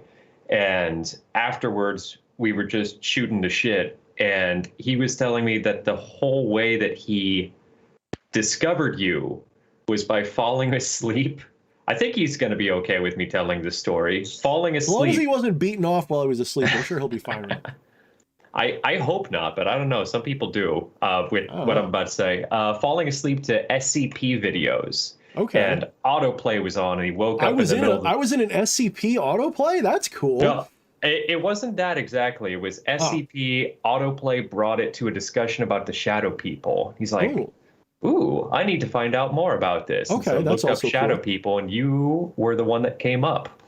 Nice. Well, I better be, because I don't know of any. I know of some other people who've written books about them, but to my knowledge, mine is the first of its kind that does what it does. So I should be up there at someday. I should be up there with like Art Bell's show when they first talked about it. I hope someday I'll be up there. Art Bell was good too. Yeah, that was a good show. In fact, that was a big part of my research to try to figure out, because when I was younger, everyone knew what shadow people were, but nobody knows where they heard of them from. That's the fucked up thing. When I was in the 90s and I would reveal to people about these shadow people, everyone's like, oh yeah, I've seen them too. You did? Yeah, no, I've seen them for real. I know what you're talking about. And my cousin, they said they saw one, and blah, blah, blah. And we'd say, so what do you call them? Shadow people. That's all we know to call them. They're shadow people. This urban myth and legend was already deeply embedded in everybody's consciousness way before any of this pop culture stuff took over with Art Bell and everything. It was already a thing. I don't know where or why at the time. Nobody knew where or why it came from. We just all knew, we heard about it and saw it, and we had these experiences. And then Art Bell happens, and now it becomes like, a bigger thing. So when I had to do research for the Shadownomicon, I really wanted to find out, was there anywhere where it really begins? And as I'm researching, nobody has an answer, and I'm looking it up, and I stumble across this old radio show from the 50s. I think it was called The Shadow People. And in the book, I lay out what this radio show was. Look it up. You can find it right now. If you go, ask Susan Wojcicki to help you, type into the search bar of Google, The Shadow People radio show. I think it was Lights Out Shadow People. If you look that up, it's about a half hour long. It's a good, creepy 50s sci-fi horror story that is so close to what shadow people are. I wouldn't be surprised if either they started the egregore or they already knew about the egregore and just gave it more flesh. What's funny? The Art Bell one was actually one I fell asleep to myself. Really? Yeah. All right. I mean, I think I told you about that. This was a while ago. I'm talking like probably 3 years. Mm-hmm. Laying Jennifer in bed, Vatsa listening says, to it, it freaking gave me some weird dreams, that's for sure. It will too. I mean, that's one of the creepier ones because everybody kind of knows. Everybody kind of knows that it's real. Somewhere in their deepest core, they go, yeah, I kind of know. Mm-hmm. And it's like even people who are skeptical will get a shiver when they hear about these because everyone's kind of heard about them and there's sometimes video evidence of them and shit. So they're pretty interesting. The Discord is in the Linktree link, John Stone. If you go into the Discord, if you go into my description of this video or any other, and you click that Linktree link, one of the links in there will be for Discord. And then you've got to go in there, answer the questions, which are pretty easy, agree to the rules, etc. And then someone will let you in as soon as we get the chance. So, yeah. Whew. Fleshy left us. Oh, he's back. Yeah. In a true non-dual sense, I never left. Yeah. So hopefully Astarte Astaroth, that gives you a better answer. There are plenty of things I mean, I will say that if you want to do magic seriously, yes, you can absolutely do all kinds of things to help yourself. There's no question.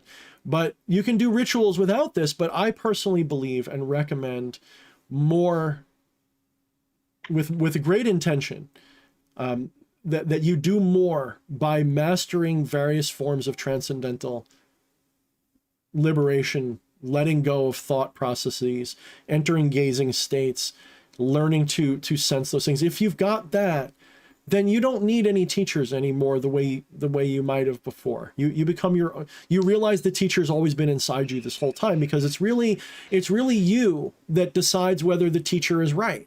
So the way I tell it is when I'm listening to Alan Watts, the reason why Alan Watts wasn't my teacher was because my inner guru was the one who said that man is the one you should listen to. Because I already knew what he was saying on some level and I just resonated with it and it became true, right? So your inner teacher, you're really the guru. Like when someone says, Thorne, you're such a teacher, I go, no, in a way, yes, but in a way you're really the teacher because you're the one who recognizes, in my words, anything of value, whether it's right or wrong. You're the one who says, Thorne's giving me something that, well, I'm not really giving you anything. I'm giving you permission to accept what you already believe in my heart. There's a difference, of course, between me just giving you information. If I tell you, the square surface of the diameter of the blah, blah, blah is this, and that's a fact, that's different. Of course, I can teach you that. But teaching you to become a sorcerer or enlightened or to understand the bigger picture of the reality that you're in, only you can do that. Only you can really do that. All I am is just a bunch of noise, and you're picking out of that noise what helps you wake up. That's really all it is. So, Susan Wojcicki said something. They said, perform a live ritual in honor of my egregore. Only then may the shadow ban be lifted. That might be true. That might be really true. I might have to. We'll have to see. That would be interesting for anybody to stumble upon out of context. It really would. It really fucking would. Like, oh, look at this fucking simp. Right? Like for real. Like, oh man. Oh, teaching you to become the maelstrom? So let me see. I feel like I need to make a tea. That's now I gotta blow my nose. Oh, what's wrong with me? Who's fucking with me with magic? Stop it. I think it's Susan. Oh, Susan, the great and powerful. Well, you know what? Actually, as the great and powerful co-host, I will permit you to go make tea, but on the condition that you also make a cup for Camilla, because we'll give your voice a rest, but she's going to need to give her voice a rest with some tea afterwards, because I think this is a good segue for the story you wanted to tell. Well, she doesn't like tea, so she's going to have to drink what she brought with her in the bedroom. So I'm going to make tea. Try not to talk too much shit, because, I'm going to mute this. This is what I'm going to do. I'm going to mute this, and when I do, I'm going to turn my speaker up, so I'm going to be able to hear you guys, but I'm not going to be able to talk. Are you really going to mute it this time? If not, chat will let us know, and Camilla's going to have to just... It looks like it worked that time. So All right. yeah, I know that so remind me if I'm wrong because, and I don't explicitly remember the story, but I do remember you telling me it. You had a story about money manifestation, and it's a shame that Dice Controller has gone to bed because this is exactly what he was asking for earlier. Oh man. Hopefully he'll rewatch it later. Hopefully, well, maybe I'll ping him in Discord or something afterwards. Just like, Yeah, hey, tell him hey, to tune roll in with at a this. certain, Go. like, timestamp. We'll timestamp it for him. Fuck yeah. It was like in the middle of the summer, actually, like August, beginning of August, you know, sitting at work in the doldrums of the summer, freaking bored out of my mind. And I start, like, thinking to myself, I'm bitching about gas going up. Like, fucking up to $40 to fill up my tank already in August. It's only going to go up higher. That's the kind of thing where it's like, I get it. Absolutely. Like, I'm a person with bills and shit, but it's also like, why are we even worried about this? What are we going to do? Just not pay for gas? What's the use of complaining about it? You know, that's what it is too. It's like, you know, I do need gas. I got to get around.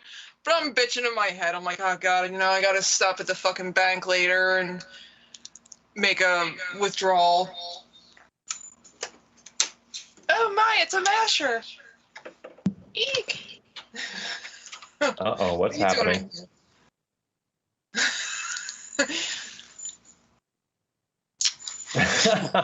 Wait, you're over there now. But how did you... What?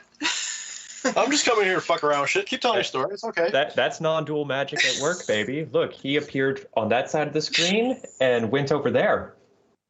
Careful of the cords. I see it. I'm only half dumb. Hi, everybody. You're sidetracking me now. I can't keep track of what I'm doing. No, ew! Give me your belly button. You two are adorable. We try. Avocado. Oh, it's the avocado. The avocado in the You should see blowhole. how she wakes me up every morning. You guys should see it. They've seen it on Discord They with all the have. pictures. They really have. So anyway, back to story time. Thank you, Hubbin. You're welcome.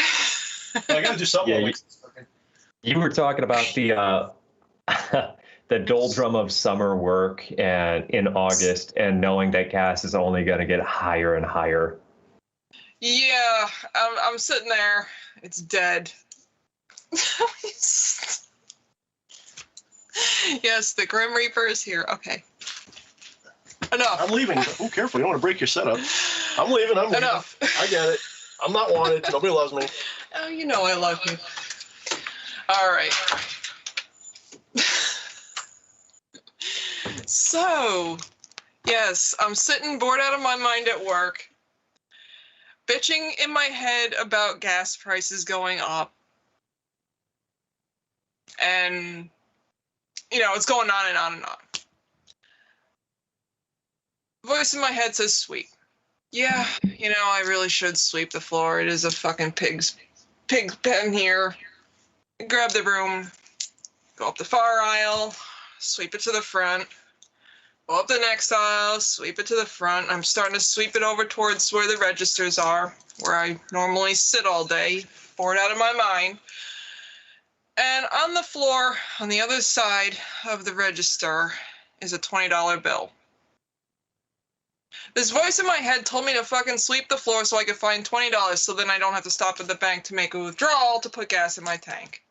Yeah. I mean, you don't always need to do a ritual. Sometimes all you gotta do is talk to yourself and you freaking manifest what you're looking for. I mean, really, that is like, that's not a codified ritual, but I would argue like every ritual has to start somewhere. Mm-hmm. And listen to that voice in your head. I also fucking, it's such a great feeling to me always, because even though I know it's just my money that I lost at some point earlier, it really does feel not like you know, lost and then re-received, $20, it's really just, ooh, this is a gift. This is a gift from myself. $20 in a jacket pocket. Oh, fuck yes. Yeah. And what are the chances? I mean, the first customer of the day at like 2:00 in the afternoon dropped a frickin' $20 bill, and if I waited 5 minutes, the second customer of the day would have picked it up. You know, what are the chances of that? And it's always like, oh no, I feel like with the financial manifestations too, I mean, obviously all of us know what we would do with $1 billion, or at least where we would start with it. And as nice as that would be, I don't think we ever get that. You know, I don't know, maybe Bezos has some fucking secret ritual that he did or something. I feel like it's just a lot of exactly that. Like nothing too spectacular, nothing too out of the ordinary, of just, this is exactly what I needed to make things a little bit easier for myself at exactly the right time. Because like you said, that 5-minute window that it could have happened in. Absolutely. And yeah. I feel like even beyond that too, like beyond the money, there's a bunch of like, how useful would it be to have a magic of just, I want all the traffic lights to stay green, or just, ooh, I narrowly avoided getting caught in traffic behind this fucking accident. If I was just, you know, a few minutes later. You know, that was the, you know, about that too. It was like me and him were out one night. This was back in July. We were out having dinner and we were on our way home, and we had to freaking detour around our town because they shut down the main road to have this whack ass freaking community night down there, right? So I'm driving home and I'm like, all right, you know, I'll take this road here. As we're going up it, there's a freaking woman slammed into a telephone pole at the end of someone's driveway. She was clearly drunk. She was pulling out of the driveway right in front of the freaking telephone pole across the street. Uh-huh. And it's like, you know, you go out for a night out not expecting anything but maybe a small adventure, and it turns into a whole night of standing there waiting for the cops to show up and all this other crap. And it's like, you know, if I took the right turn sooner like I was thinking, we would have avoided all that. Yeah. I feel like sometimes that's the you know, with our perception though, we're just linked into the immediacy of like, I want to get to step C, and oh, fucking step B just fucked the fuck up. When in some situations what we really truly want is to get to Z, and just because we had to make a little detour around, like just because B happened, it was able to set us into that path to get to Z. Fuck C. C is temporary. Z is where we're getting to. Yeah. and almost like, you know, if that didn't happen. Oh no, he's back. Okay, we'll stop talking about him. I'm back. But it's like, you know, if I didn't take that right turn, who would have been there to help her? So one thing that I thought of while you guys were talking was, when it comes to magic, people have to get over the size of the manifestation and focus on the fact that synchronistic miracles do happen when you do it. Doesn't matter how small. The reason this is important is because, to me, in my mind, in my school of magic, the one I would teach you, is to not use magic as a way to get crap, but as a way to find out that you are God. In no uncertain terms. So as you do these rituals, or whatever your methods is, power of positive thinking, meditate on what you want and attack, whatever the fuck it is, work with the spirit, ask them for a blessing, whatever the hell it is, as those things start to manifest, they're rarely exactly what you declare them to be. They're usually just like what you want them to be. And as they do so, you become, you can become aware of the idea, like, am I causing this? What role do I have in this? And these things are like little lessons to your subconscious, says you actually have power you don't realize you have, because you are the divine. And whether you're predicting it or causing it, there's literally no difference if you're God. If you're the most high being there is, then your prediction is a command, and your command is a prediction. They're exactly the same. So when you have this experience using magic, even if it's something tiny, like I got $20 that I lost in the mail or something, these little lessons are clues. They're little reminders from the divinity itself that you are the highest form of that. Like, yeah, you're right, you are. Now fucking go back to work. You know, it's like, relax. Even if it's really bad, no matter what the worst day is, you meant to experience that. Just lean into it. Be okay with it. And that to me is like, oh, my camera's frozen. Oh, it did that fucking thing it does. Son of a bitch. Fuck, I hate it when it does that. That's why I can never do that. Let me see if I can fix it. Fuck, I hate when it does that. Well, good night, everybody. Worst case, I'll have to restart the stream in a second. We're going to see what happens.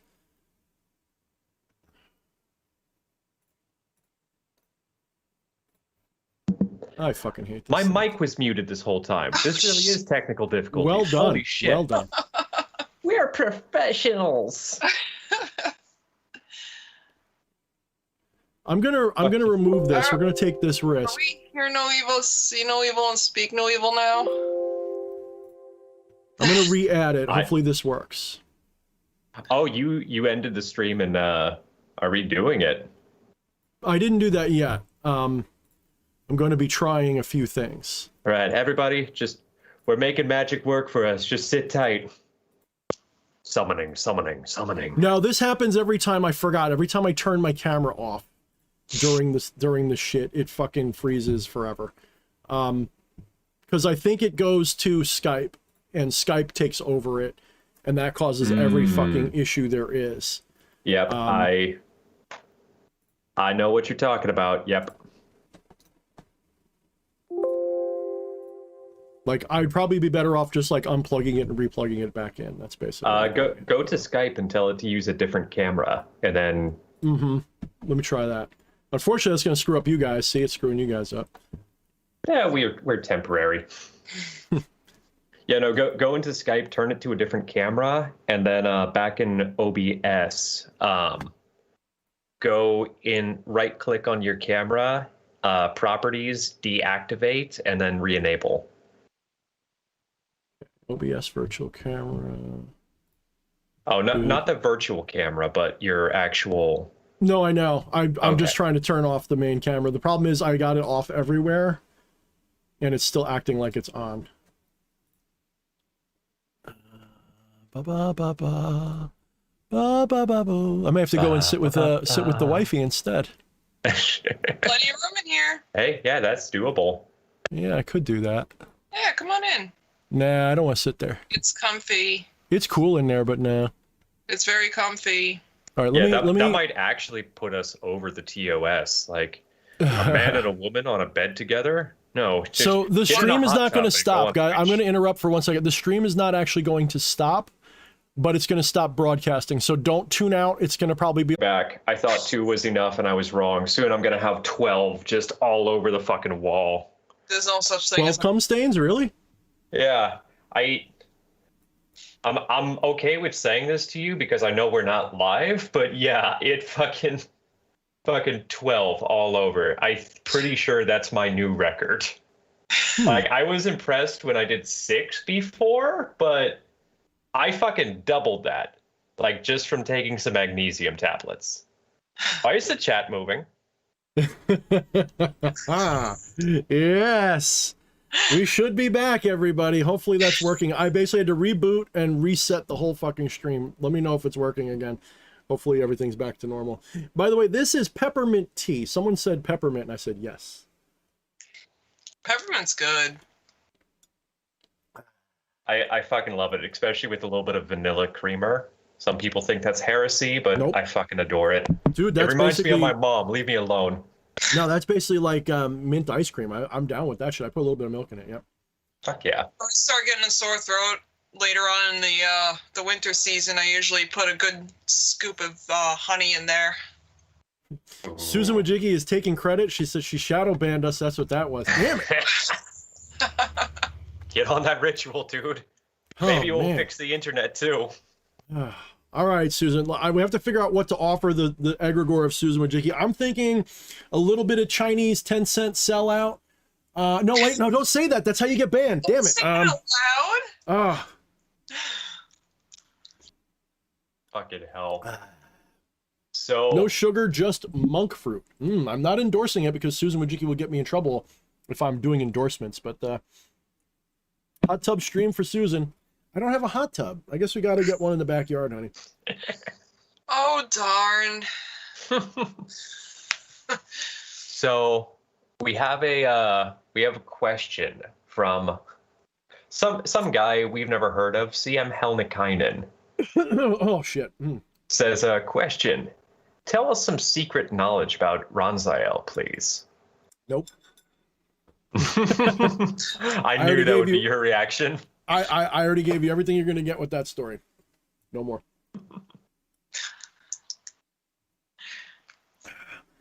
Well, That's it. Sorry, CM. Sorry, brother. Not even in private. Don't even ask when you have a consult with me. Nope.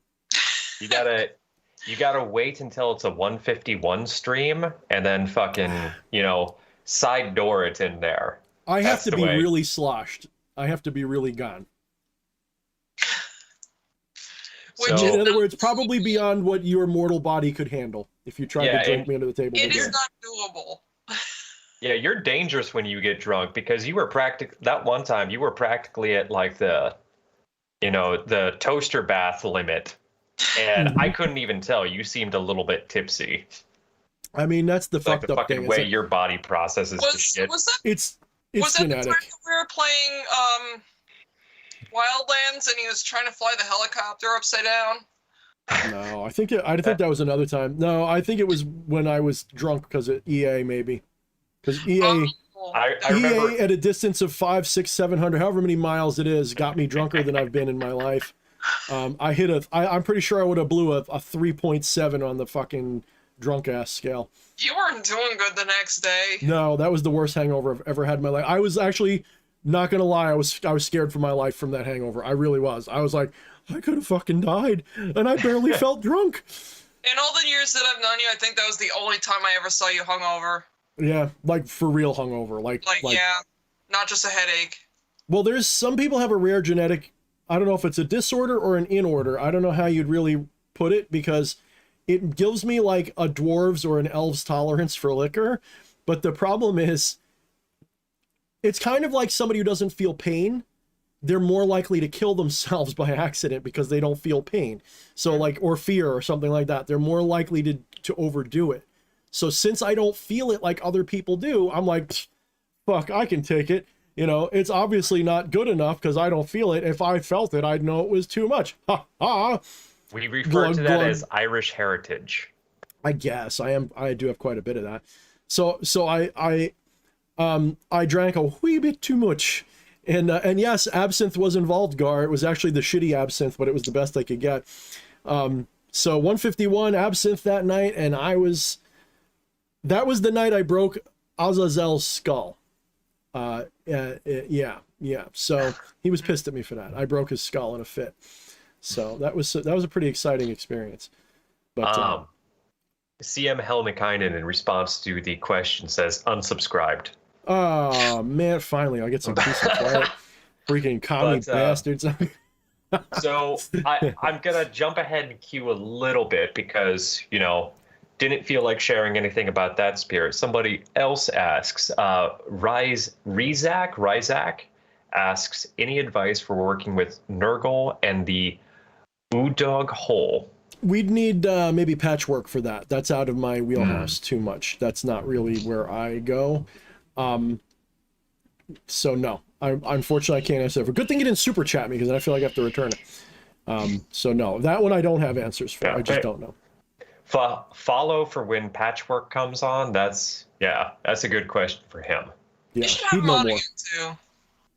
Oh, yeah. I hope he's okay. I like He kind of Patchwork. comes and goes, like when he goes through crap in life. So hopefully he's doing all right. We haven't seen him in a little while. Yeah, I So should reach Patchwork, out if to you're him. out there and you watch this later, we miss you, bud. Don't be a stranger on the server. Absolutely. Okay. And CM Helen kind of says your IQ filters alcohol better than your liver. No, this whole thing is a liver. Like all this fat is liver. That's liver. It's I kind sweat of like it all out. I sweat it out in minutes. Like if I get a drink of beer within it, it feels like I have holes. It just glug, just comes out. yeah, it's like if you ever look at Viper, the rapper's floor plan for his house, there's like the bedroom and the bathroom, and then everything else is just the crack smoking room. That's kind of what DH's liver is in his body. Just Yeah, kind of. Yeah. liver, heart, kidney. Mm-hmm. So, different question, still about spirits, but Jinjini asked, DH, do you work with archangels? If so, which ones do you like? Not currently, no. I don't work with archangels. In fact, my whole, I'm sort of walking away from anything Christian oriented more and more, including the Christian demons. I'm looking for my own things, and I'm trying to resonate with other. The problem is that I don't want to join any kind of religion or belief system for too long. I don't want to become indoctrinated into something. I don't want to start thinking, oh, these gods are the legit gods and these angels are the legit. I don't like doing that. To me, they're all valid. Okay. That doesn't mean that they can all be invoked at the same time. It really depends on you. Some people can work with the angels and the demons together, and some can't. I call them demons, but I recognize them by the daemon term better. But I still call them demons because fuck it, it sounds edgy and cool. But really, think of them as daemons. They're egregoric entities. They are alive. They are self-aware. They do exist in that way. But they're not literally like servants of God or cast out from heaven. However, I will say this. If you're living with that non-dual spectrum that I talk about, then you can recognize that those angels are actually servants of yours. You know what I'm saying? You're like, to put it another way, if the angels all serve the Most High and that is what you are, then they serve you ultimately. That doesn't mean they serve you, Jin Genie or DH Thorne. That means they serve the divine consciousness that peers through that little avatar that you call you. They serve that divine consciousness, not the avatar. So you can work with anything. And I will say that actually the closest I did come though was Sandalphon, because one morning I woke up and I had the name Sandalphon just come out of my mouth. I just went, Sandalphon, why do I know that name? And then I looked it up and I'm like, shit, that angel must want to talk to me. I didn't answer the call the way I should have, though. I kind of just looked into it, researched it, and just, okay, that's cool. And I didn't really answer the call. I should have. I should have really listened and gotten that angelic voice going. But to be brutally honest, I go through waves and phases like anybody else. I go through burnout periods, and a lot of stuff that's been happening in the last year, since 2020, has soured a little bit of my workings, just a little bit. I've been a little grounded out, a little too focused on the wrong things. And even my magic has been just kind of like there, but like I kind of like put it back in its weapons drawer. You know what I mean? I put it back in its like weapons box. Like I'm going to fuck with that when I'm ready again. Like I feel like I've got more shadow work to do right now. I've got to integrate too many shadows right now. So I'm not specifically, focusing on any specific spiritual, pantheon or anything like that. I, for a little while, had a, whatchamacallit, a feeling of a call to Hellenistic, Greco-Roman spirits, Hades, Pluto, the underworld chthonic stuff. And I did learn a bunch from that. And actually that was an important little bit of exploration because it sort of gave me insight into prehistory and things that I hadn't thought of before. And sort of helped me find that Proto-Indo-European origin that we see in pretty much every culture from east to west. We can see how it's reflected in their cultures, like it's spread through cultural diffusion. Even in China and Japan, there's little hints of them from Greece, and Greece from Proto-Indo-European and Mesopotamian. They're all kind of like interwoven, and the Proto-Indo-European culture probably predated all of them, and they probably got their stuff from something else like Atlantis or wherever the fuck it came from. And so quite honestly, I feel like for a little while my theurgistic work in the sense of working with specific entities for a little while is over. Like I'm not doing that right now. Like my thing right now is working on this new way of explaining magic a little bit, discovering that it's kind of like chaos magic, but an inversion of expectations a little bit. That'll have to wait till the book is out. I'm really chaos magic standing on its head. Kind of a little bit. I mean, chaos magic is a big thing, and I really should get more into making sure I know how to compare myself to it before I can say it is or isn't chaos magic. I think that people who do chaos magic will probably resonate a lot with this book that I'm writing, but I think a lot of people who are not chaos magicians will too. So, you know, hopefully it'll be good for people. But what you have to understand is based on what I'm saying there, a lot of how I do what I do is I invert, like when I run into a paradox, I invert the question somehow. I find something that can be inverted that helps me answer it. You know, kind of like when Einstein realized that, like when you jump off a building, you're not falling, the earth is rising up to meet you from your frame of reference, which is a very big epiphany. That's a really big, just like eureka moment to realize that from the frame of reference of the falling object, they're not falling, everything else is rising up to them. It's everything else, like the earth is hitting you when you jump off of a building from your perspective. And from the earth's perspective, you're hitting the earth. So from us, from a third person's perspective, it looks like you're falling. We don't, because we're attached to the earth's frame of reference, right? But if I was so that was an inversion of expectation. Our normal everyday expectation is you're falling. Einstein realized from the perspective of the one falling, everything else is rising up to hit them. That is an inversion. I don't know what you would call that, logically speaking, but I do that with a lot of things. And when I do that, I get profound answers. And when I get those profound answers, I test them. And if they fit, then I run with them like you know, what's the guy who stole fire? Oh my goodness, come on. Prometheus. I feel like Prometheus. And of course, Jupiter will, you know, stick me in the ground for doing that. But you're welcome, Gingini. Yes, it was Sandalphon, pretty much how you spelled it. You can look it up. Very interesting entity anyway. And someone said Uriel. Yes, Uriel is of interest to me, though I've never really reached out to that. So. And Blade and Cloak says, as above, so below. And yes, maybe instead of seeing it as above, so below, although that is a true statement, see it more as they're not even as above or so below. They are one. They're one thing that we externalize as an as above and a so below. It's fractal, like, and you're just sitting at one point of it. It's the same shit up and down. Right. And if you look down, that looks like down. If you look up, that looks like up, but it's all the same space. So there is no as above, no so below. There is no astral, there's no material, there's no underworld. There is simply different phantasmal projections of the enigmatic truth, which is what you are. You are that consciousness, that all-seeing eye behind all things. And that all-seeing eye is gazing into itself.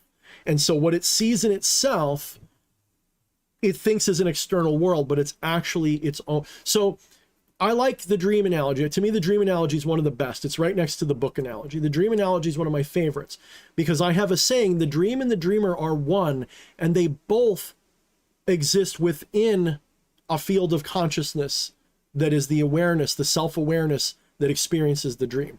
So the dream and the dreamer are one. The person you become in a dream is the dream, and the dream around you in that dream is also the dream. It's both made up. It's both figmentary. It's both phantasmal. If you cut your hand off in a dream, you didn't cut anything off. That was just the dream hand you cut off. Was it your hand? Sure, but it wasn't your hand. There is no real hand there. It's just the same thing applies to your waking dream. It's just that the consequences of the waking dream, because your ego is so much more rigidly focused on your identity in this part of the dream, it has lasting consequence in a way that your nighttime dreams don't. And the higher understanding that I have found anyway, and that I've discovered in my own work, not just what people tell me, but I've validated with higher masters and other systems and traditions, is that the waking world around you is actually the deepest form of sleep you can be in, and it is when you are in a state of oblivion sleep that you're most awake. So when you are un-the-fuck conscious at night, when you go to sleep and everything seems to go away, but you're still kind of aware that you're there, but you're not. Like when you wake up, you're like, I know that there, but I don't remember what, but I feel like, that was when you were actually awake as God. Because the reason that is your awakened state is because that as above, below, so below statement really means this, okay? I want you to just, as a thought experiment for a moment, everybody listening who doesn't get what I'm saying, I want you to imagine opposite things, right? So imagine something that has an opposite, hot and cold, light and dark, up and down. What happens if you unify all of those things into one thing? So what if all the hot and all the cold come together? What do you get? What if all the light and all the dark come together? What do you get? What if all the as aboves and so belows come together as one? What do you get? You get nothing, because heat death of the universe, baby. That becomes nothing, correct. It becomes like the heat death of the universe from a scientific perspective, yes. Total entropy, there is nothing happening. There is no light anymore, there's no dark, so there's no contrast, there's nothing.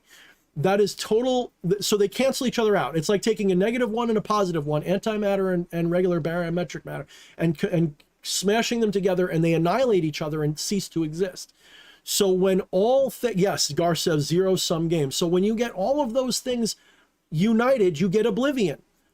What is it that you experience in the deepest sleep that you can possibly have? Oblivion.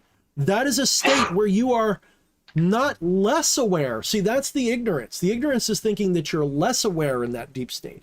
The reality is you are so fully aware that all experience cancels itself out, and you have a zero experience. You have an experience of emptiness in that moment, true emptiness. That is you returning to source, if you will, and you're not returning to source, returning your awareness to the totality of the singularity of what is. In other words, you're seeing the entire fractal all at once as a single point that just goes away.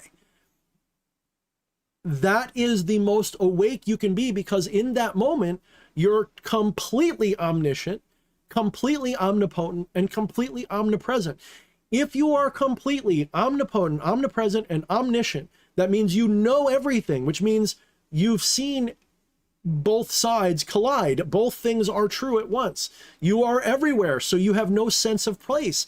You know everything, so you have no sense of knowledge. You are doing all things, so there's no sense of things that aren't done. So all experience turns off in that ultimate state. That is an oblivion state. That is the deepest sleep.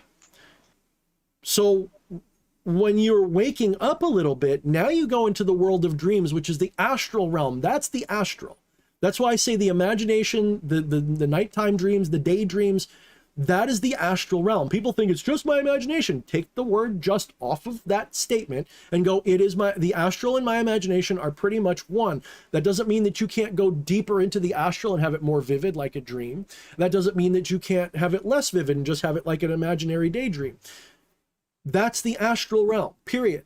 It has no physical side to its illusion. It's there, but it's not real in that sense. So I shouldn't even say that, because physicality is not real either, by the way. But in your nighttime dreams, when you become some guy flying arm in arm with Ricardo Montalban, circling around the moon and dropping apples on somebody's head, real dream someone I knew had, when you're having those dreams, that is an astral experience. That is, I hesitate to say like where heaven and hell are, because heaven and hell are more like states of mind, but it's like that. Okay, those are the echoes of divinity and its ultimate ability to be anything. So my argument is that when you're having those dreams, you're seeing other worlds that exist, and it's manifesting somehow in the mind's eye of this divine being that you are. Is it activity of the brain? Possibly. Possibly the brain is resonating with another universe, maybe. I don't fucking know. But it's my theory that if you can dream it, it happens somewhere. Can't prove it, don't matter. But I like that idea. It's pretty poetic. What's your source? I made it up. I made it up. When you fully awaken, though, in the daytime world, when your alarm goes off and you go, ugh, in that moment, your ego is more active. So when you're dead ass asleep, but not unconscious asleep, when you're always conscious, but in that deepest oblivion state, ego is off. There is no ego in the oblivion state, because ego is an activity. It's a habitual activity, and it is an identity that is attached to. So you idealize yourself when you're egoistic. You know, you're thinking, I'm here right now. You start associating that infinity with something that's within the infinity. It's like taking every number there is, but only looking at the numbers that when added up equal pi or something. Like that is like what you're doing right now. And you're then, as you're looking at that part of the fractal, you're going, that's me. It is you, because it's all you. So you're not wrong. So it's not wrong for divinity to say, I'm D.H. Thorne. The thing that's wrong is for D.H. Thorne to say, I am the divine. D.H. Thorne is a mask for the divine. Yes, it's divine. Yes, it has divinity. But divinity is pretending to be D.H. Thorne right now, and exclusively D.H. Thorne, rather than everything that it is. So when I'm wide awake, that's what's happening, is that infinite non-dual divinity is in its deepest state of sleep, because it's fully invested in the ego illusion to the point where its true nature is forgotten. So you wake up, the alarm goes off, and you go, oh, fuck, I got to go to work. There's nobody that has to go to work. That experience is going to happen, but it's a dream. It really is. Can you please put all of that, like, on a note or something for me to submit to my work when I just no call, no show or something? Like, no one needs to go to work. It is an illusion. That is my reasoning. I'll see you Monday. It's part of the dream. If your dream is to go to work, you're going to go to work.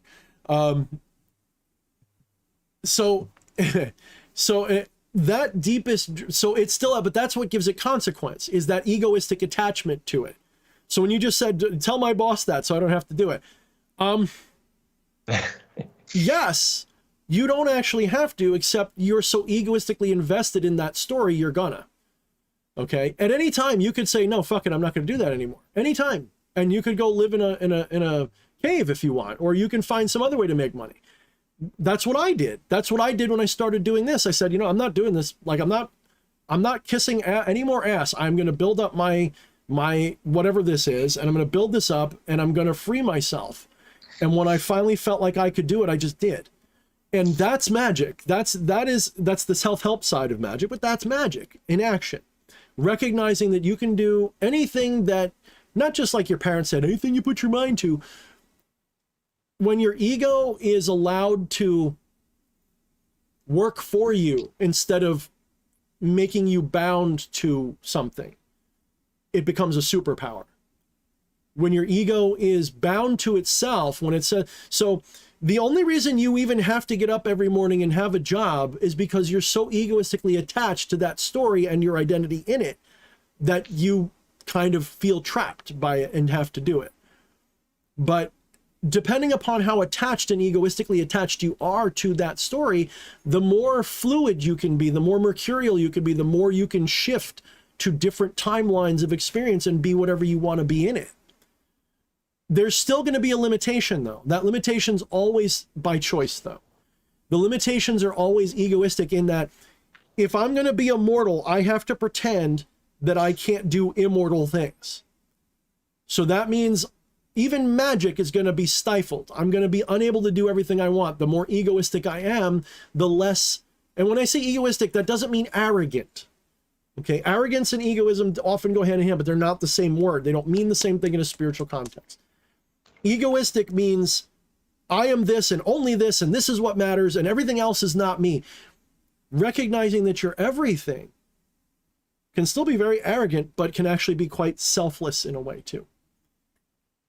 So just that little taste of awakening that I had sort of decoupled my ego a little bit enough so now I can drift around just a little bit. It can just that little bit of drift gives me a lot of freedom in what reality that I manifest for myself. And you can do it. Anybody can do it. Nobody's limited.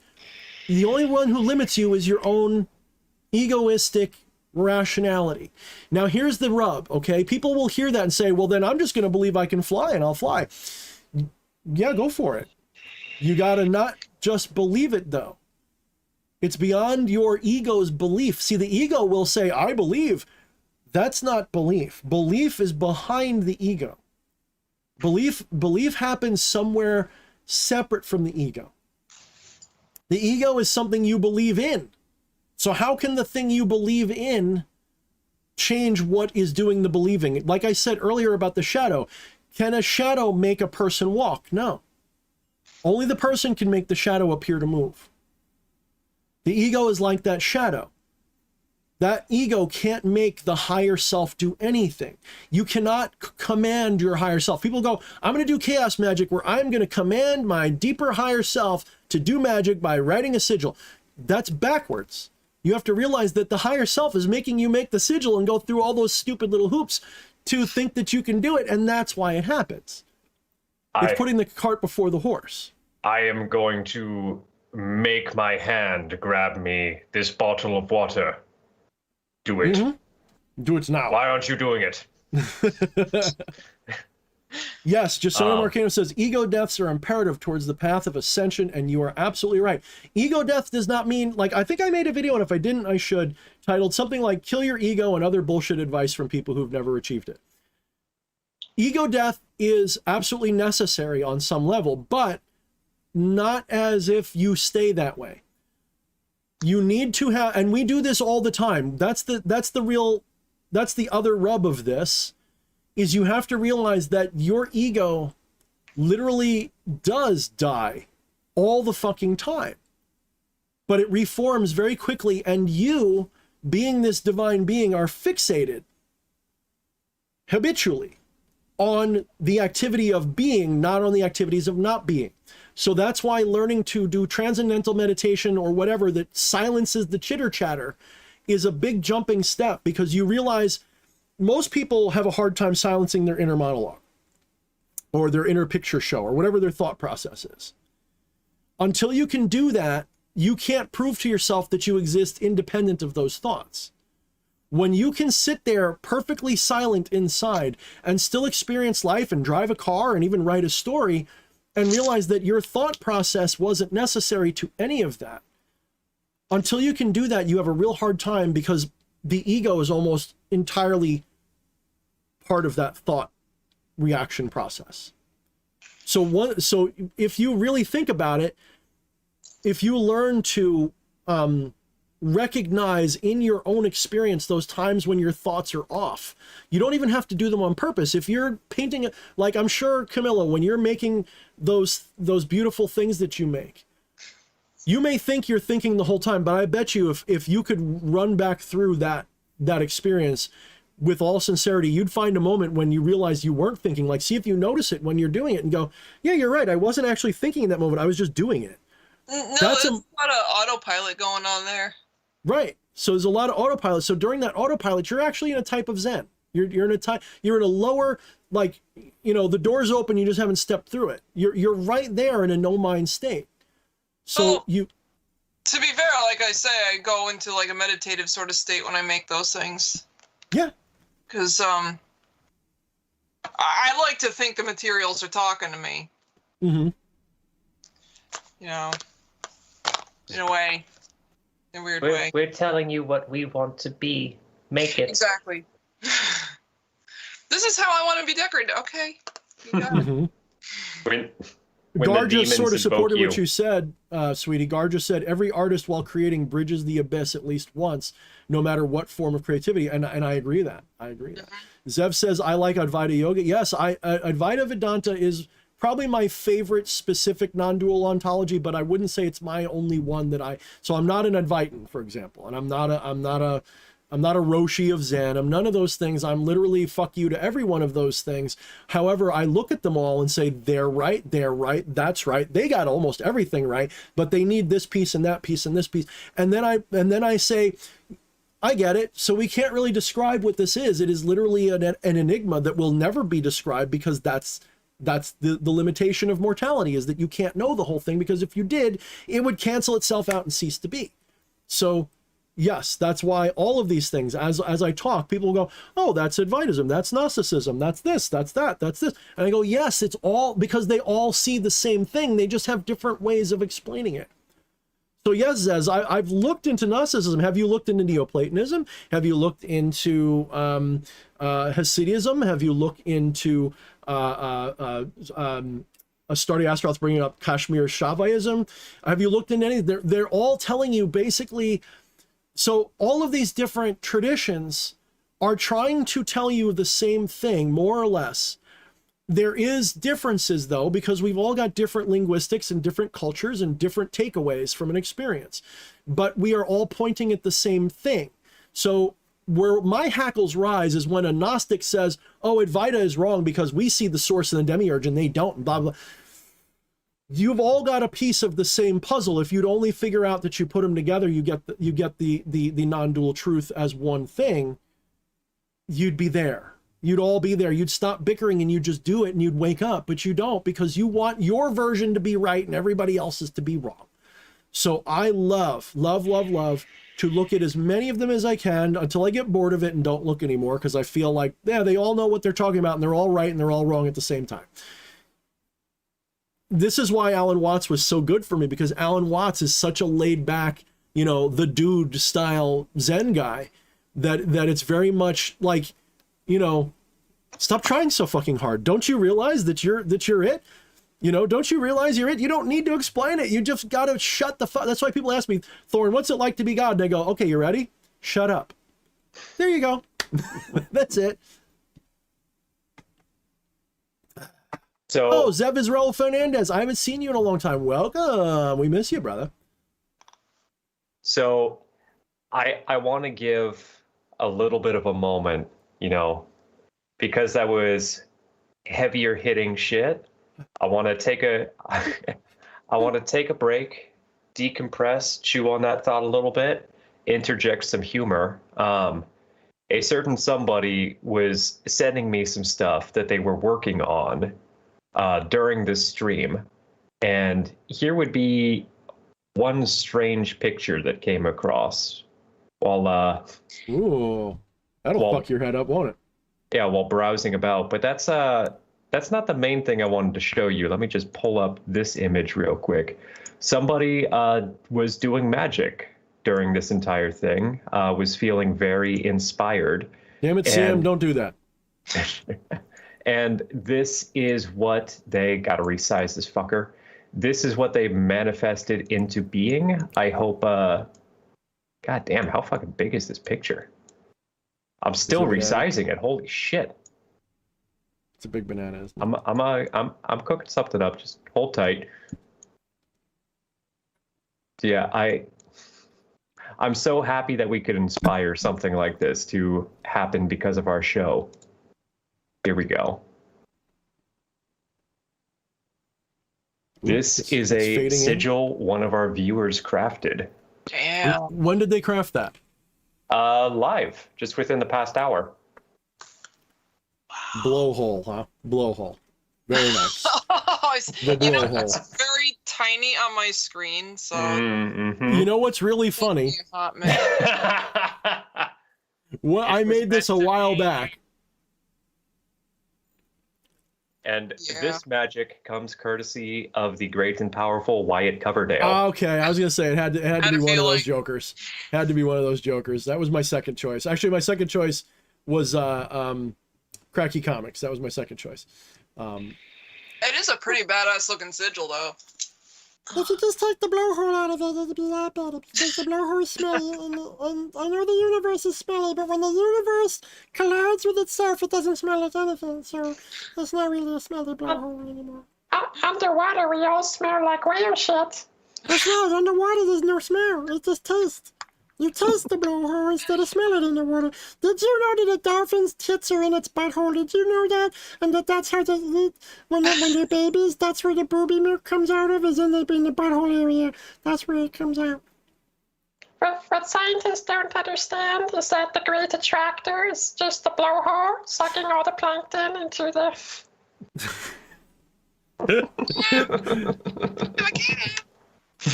We killed Camilla. That's over. Oh no, who's that?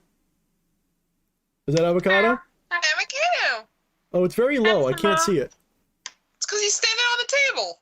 Oh, well, why don't you put his face in the shot so we can... There he is. Look, there he is. Oh shit! Now I'm intimidated. Avocado. Oh my goodness. Oh, you should do an entire stream like that sometime. Just emoting as the avocado. We'll have a puppet show. the plague nurse and the plague doctor will be in it. Well, we could do the understanding. wizard guy. I've been doing his voice, a unique voice for him. That was pretty cool. Dude, we play with stuffed animals way too much in this house. And I mean, we play with them. Like, it's not even like... They often beat him up. I mean, like, it's actually not even ironic at this point. It's literally just part of our life now. They've become living things. They walk around our house. They talk to each other as well as us. And they're also part of our love language. When my wife wants to tuck me in at night, meaning she's in bed and she wants me to tuck her in, one of the little mothies will stick its head out the door and just, start moving around. And dirty secrets. they're not dirty. They're really endearing. And I'm in my 40s and you're in your late 30s, and like, we live like 12-year-olds, and it's great. Like, I don't want that. Never change that. Never see that as bad. That is, dude, anybody. Absolutely. Because you know what? The fucked up thing, if someone says, oh, they sound like pussies, haha. Yeah, come in my house and hear the clink clink and the bang bang, and you'll disappear. And I'll laugh the whole time. Like, the stuffed animal will be like taking pictures with you. Like, I'll put my pic. So no, we're not that childish. We're like serial killer childish. The most insecure of people and the most fucking fragile are always the ones of like, I need to put on a persona. It's the fucking, I'm going to use this term, the toxic masculinity, that overly fucking machismo thing is like a classic example too of like, you really can't just be comfortable with liking the things you like. That's pretty pathetic right there. That's not very manly at all. It's like when you see like the big bad biker with the little tiny little chihuahua and he's fawning over it. Oh yeah, fuck yeah.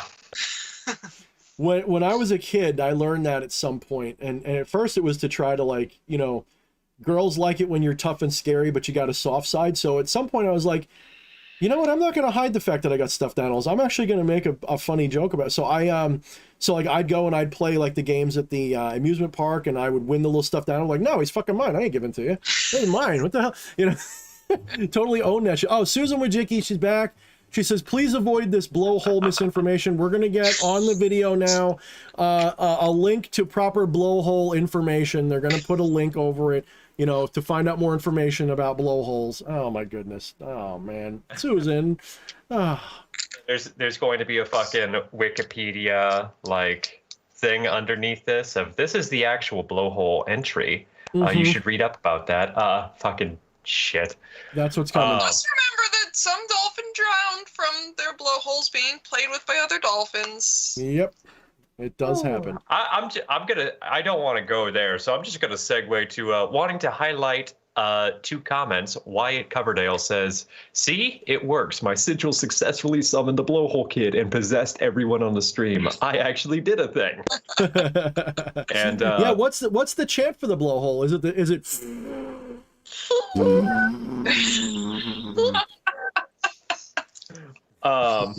There's got to be a blowhole quiz. Oh my god. And Gar says, in terms of the stuffed animal conversation and giving them personalities and all that. Never lose that. I'm hitting No, my no, he said 60th never loose that. He didn't say he said never loose it, which means never let anybody else see it. That's what he's saying. So we got to hide it. They are saying I'm hitting my 60th turn around the sun and still play with stuffed Fuck animals. yeah, man. Fuck yeah. No, for real. Fuck it. In fact, I trust people who play childish things into their, like, on their deathbed more than I trust people like Fleshy was talking about. Like, give me a person who's in their 80s playing video games and hugging little stuffed animals and watching cartoons. I like that. I'm going to get along with that old person way better than the one, that's all childish, I wouldn't do that. Yeah, well, you're just dead inside already, aren't you? Shit, I sit on the couch and play video games while hugging a stuffed animal, so... Look, there you go. if I'm the non-dual divine, that means I'm a little baby and a dead old man. So fuck you. I'm gonna be all at once and just enjoy both. That's how I'm gonna be. See, I want to like them more, but every partner I have is into them, like fucking loves them. And I can't because I have back problems enough already. And every time they bring them out, somehow they all end up underneath me while I'm asleep. And I wake up like fucking Quasimodo. Just the scoliosis is just exaggerated. Just, you know what? You should get a bed like we have. Like, because I had a bad back, and I still kind of do, but I had a really bad back till we got this bed that we have. We've had it for like since we got married, just about. But it's called a Bobapedic here, but they probably have something like it. It's like some kind of, it's like one of those foam pillows. You're probably gonna say I hate the foam ones. It's like the Tempur-Pedic. It's a Brocapedic. Yeah, it's a Brocapedic. It probably costs the same as a Tempur-Pedic, but we call it a Brocapedic. No, they're cheaper. Okay, maybe they're cheaper, but it's basically like it. $1,000. And we went from a regular bed to that, and it was night and day, and my back was like, all right, let's see, clack, clack, clack, clack, pop, pop, bang. Oh, that's what that's like. And it just like, I'm no longer in the same, I'm not saying it's perfect, but man, am I better. Like, I couldn't sleep on a regular bed. Either. Yeah. I don't think it's so much that, it's just the everything else in life. I don't think I need a new bed at this current moment. I think I just need a hot chiropractor to fucking snap me like a glow stick. Well, that's what this bed will be. It is like that. It literally is like that every night. And yeah, so. You ever try an inversion table? It's been a long time. It's not a sex thing, Fleshy. Come on. It could be. Clearly, you haven't expanded into that consciousness yet. If you try hard enough.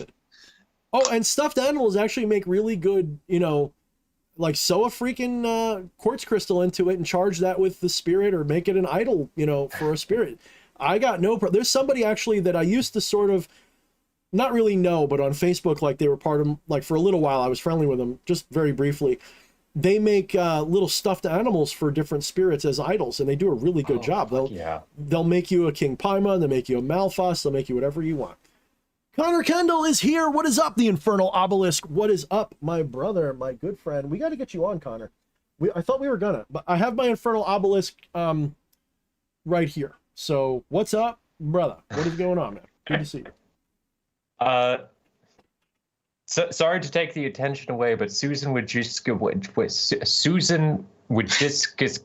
says, DH, please get your blowhole vaccine as soon as possible. Thank you for social distancing. Remember, a better world is possible. Ooh, damn. She's scaring me right now. She knows me too well. I don't see that chat, so that means that must have been sent in such a way that only you can see it. That's scary. That's really scary. It was at the top of the list right there. I don't see it. I'm looking at it. I'm looking. Is it after she said the blowhole truth thing? It's literally right, like 2 messages after the Infernal Obelisk. Connor Kendall made his post. And Wyatt Coverdale. No, it's not, also, man. I'm gonna screenshot this. You got to see. It's not like I that. saw it scroll on your screen. You must be looking at the top chat and not the live chat. I saw it scroll by on the OBS thing right there. Well, the OBS thing is different, so that could be it. Oh no! Oh, there it is. Yeah, why is that? What the fuck is top? Susan, could you please explain to me what top chat is versus live chat? Why is that even a fucking thing? What is it? If like, how does that? What kind of algorithmic bullshit is that? Like, what it's determines? It's a Facebook thing. Like, what Facebook makes did it that tough? for a long time. Is it just that it's more assertive and we're all subs It's now? more Like, what does it annoying. mean? It just means you have to change it. That's all. It means you have to interact with it to change it. Yeah, but why though? Like, It's what's it? stupid. How did she says deal with it? Okay, yes, Queen. Wyatt also says, I now officially evoke the Dolphin Kid as an actual egregore, more than just a joke. He is now the spirit of joy, adornment, amusement, and childish glee. He represents the light side of Thorne. That's the And it's been there HD for a Rose long coming time. through. It's been there a long time. That's Friday Night Thorne coming through right there. Oh, fuck. Susan says it's to prevent misinformation in real time like yours. Oh man. Oh. I love this. Whoever this Susan character really is, you are my kind. I wonder if that's why do I feel like that's Jacos? Wouldn't that be funny? No, it's not Jacos. No, it can't be. There's Whoever a you few are, people I can think of. you are on my list of cool people. You know what? You're cool. Jacques, this is one of the few streams that he's here for, and I Susan know appeared that. at the same time. Yeah, I know. Well, I've done that before because I have. Don't tell Susan here, but I do have multiple accounts, and I will sometimes flicker between them to harass people I don't like, just to be a douche, and so I could watch it happening. It's really funny, and then I can actually argue with Cancel for myself. saying that? I'll argue with my own other side in the chat just so I can make a cool scene out of it. It's really fun. You should try it. Canceled.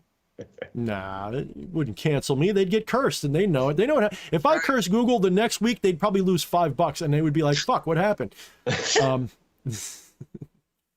So we have a question here from 5280 West. I feel like that's a reference to something I don't get. Probably. Anyone ever ponder on synchronicity and reality taking shape or happenings by will of these deities before invoking it?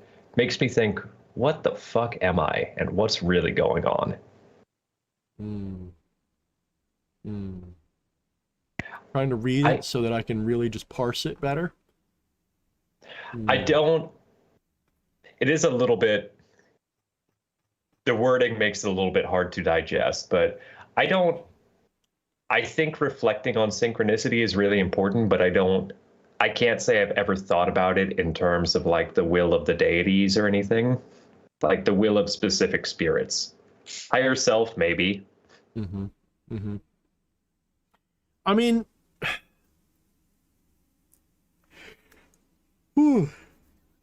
when you start to realize that all of this is an illusory game anyway,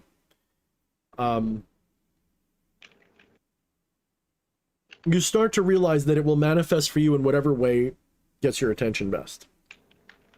And sometimes that is a thunderbolt out of the blue that scares the shit out of you and you can't deny. And other times it's just a weird feeling and you just accept it.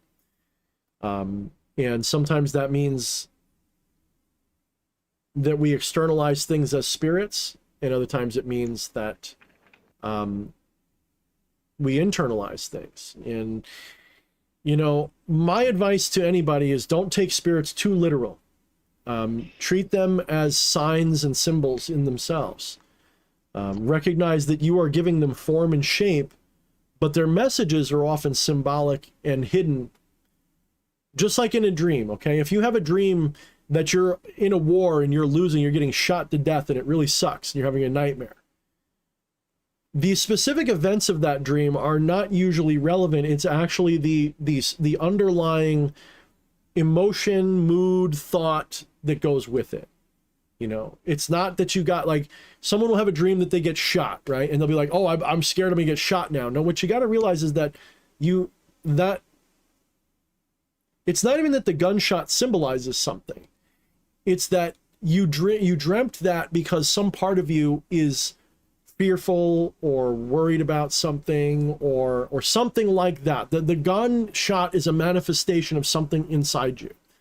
And it's an externalized visual thing. So you dream a gunshot when you're really thinking about maybe being afraid of being injured or something like that. So you've got to kind of look behind even a spirit's message and look for maybe the subtext more than the overt message. Because that story I told you guys starting this stream, I don't know if you watched that early, by the way, but if you watched that earlier beginning of the stream, we talked about how the spirit was telling me about the apocalypse and all that good stuff. It was also in symbolic form, because everything it told me so far has come to pass. Like, pretty much exactly, just instead of it being, you know, monsters coming out and destroying the world, it was everything that's happened in the last 2 years, you know. And it's been very obvious that this time that we're in is what I was predicting in a spiritual way. To be fair, you could, in a way, the monsters kind of did come out. I mean, everybody's shadows were showing.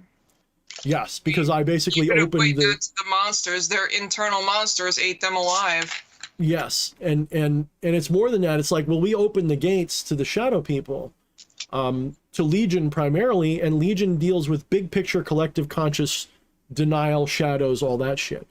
And this last year, since we'll say, I don't know, Susan, can I even mention October or December, I should say, November 6th of 2020? Can I even mention that date, or is that going to get me banned? The total victory that occurred when the most popular president in the world occurred that night, totally fair and square, right, Susan? I think that's how I'm supposed to say it. Totally fair and square happened. A lot of people suddenly were just awestruck by the reality, and 2020 in general, with the, you know, the beer plague, as I call it. It's really, you know, you're not even allowed to talk about it, right, Susan? So I don't want to talk about it. But when the beer plague happened, a lot of people had their fears exposed to them, and the election happened. A lot of people's fears happened and were exposed to them, and everything that's happening since. People, the wool's being pulled off their eyes, and that's what can happen when you properly confront a shadow. Instead of denying the shadow and trying to get rid of it, you confront it and say, wait a minute, am I really believing this? Is this really real? That confrontation is how you integrate it. And a lot of people are failing to integrate it, and a lot of people are successfully doing it. The ones who are successful will, you know, all I can say is they will be more able to adapt to what's coming next. The people who can't are going to be the ones who fall into the trap. And that'll be that. So, yeah. I'm running low on verbal steam. How about you guys? It sounds like... Call it a night in a minute. Yeah, we're pretty much at the 10-minute mark to go anyway. So, I think... I can't even say it. Zap Dubious knows nothing. Says there was certainly nothing funny going on here in Georgia. I promise. We'll have to ask Susan Wojcicki if that's true or not. She would know. She'll tell us. Oh, somebody just favorited the store. It sounds like. Yep. So let's do a final buy our crap segment and say goodnight to everybody who's still here. We're down to 34 people anyway. So. Let's get that through. So T. Camilla, Miss Thorne, show us all once again the beautiful things that are for sale on the Etsy store. If you're interested in that, the pinned comment in this live chat is a link to our Etsy store. Handmade with love for you. Lots of eyeballs. And I will have more of the mounted eyes up in short order. I had to Oh, there you go. Now you can see it. Yeah, it's the yellow. Yeah. I was in the process of making more, especially the light blue ones that I don't currently have up. But I like that dual colored. I don't think Like I with the touched black on light? this. These are actually like meant for meditation, and the necklaces are supposed to be a little bit more of a portable chakra meditation piece, like a device. Mm-hmm. And they're really good for that. Like the colors will definitely, you know, help you to. Honestly, they're just pretty too. Like, let's be honest, they're pretty. ornamental. Yeah. Just adorn yourself with them. Yeah, these aren't even specifically made for magic. They're literally just, you could use them for that though. And it's mostly an art piece, yeah, but it could be meant for meditations. Right. So My Tony Cheddar Cheese Macaroni trying to get people's goats. He says, what is the purpose of 21st century Hollywood fads found in your local Halloween store in your background and attire. It seems like you are more in search of a social circle, as you seem to be in search of getting attention and just being a general troll. So welcome and bye-bye. Not interested. I feel like we've had that name before. Yeah, probably. So those things that we made, they're more Art Deco type of thing, I guess. Is that even the right word for them? Tony, you know, Art Deco, perhaps? Yeah, modern art. And they're kind of like, they're sort of based on the Trinity mirrors that we do, like especially those little guys. But you know, I think that, I guess the eyes on the triangle, you know, idol thing, that's more of like something you could use for an idol. You know, so.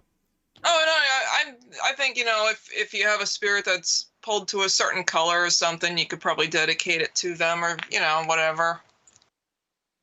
Right. Absolutely. And General 7, triangle above Camilla's head is just perfection. Wow, that's pretty, I like that, perfection. You like that?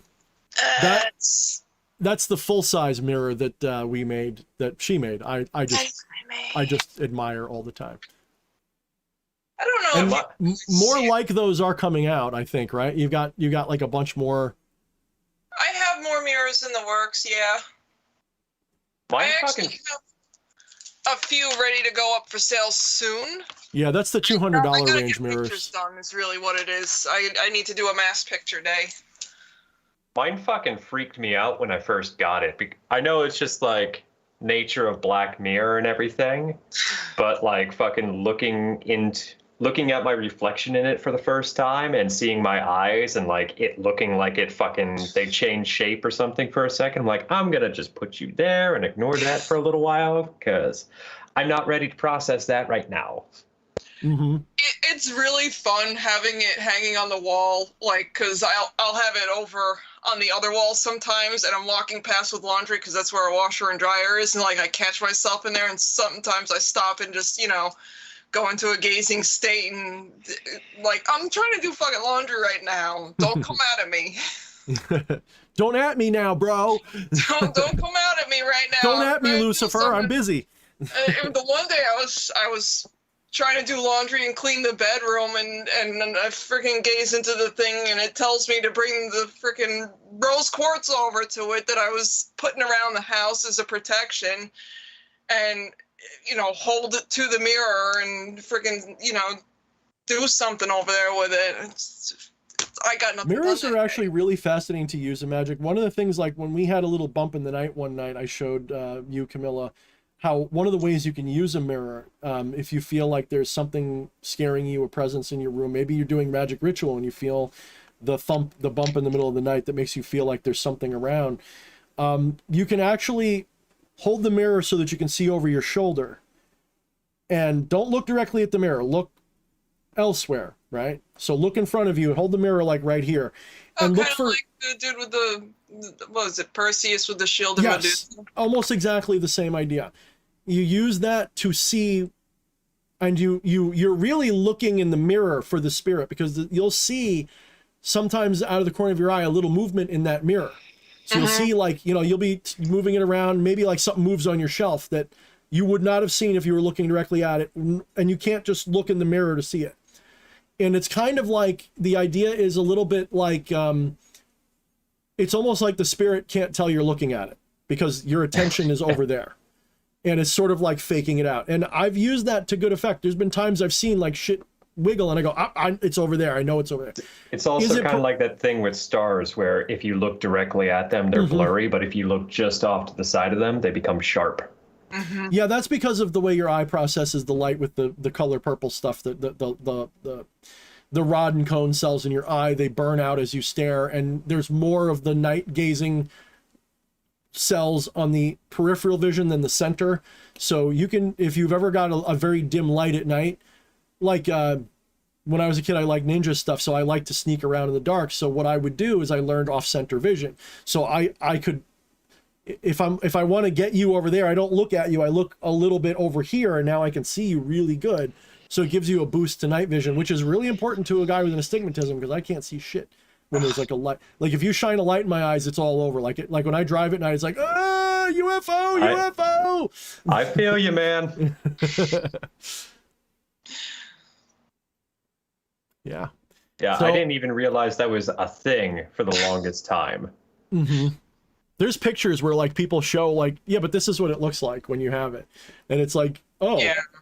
well, I guess mine's not that bad, but I do see those streaks there. I also see trails. Like some people tell me they see trails. I really see trails, and I haven't done enough 60s level drugs to have any rational explanation for it. But sometimes the slower I move my hand, the more the hand stays there.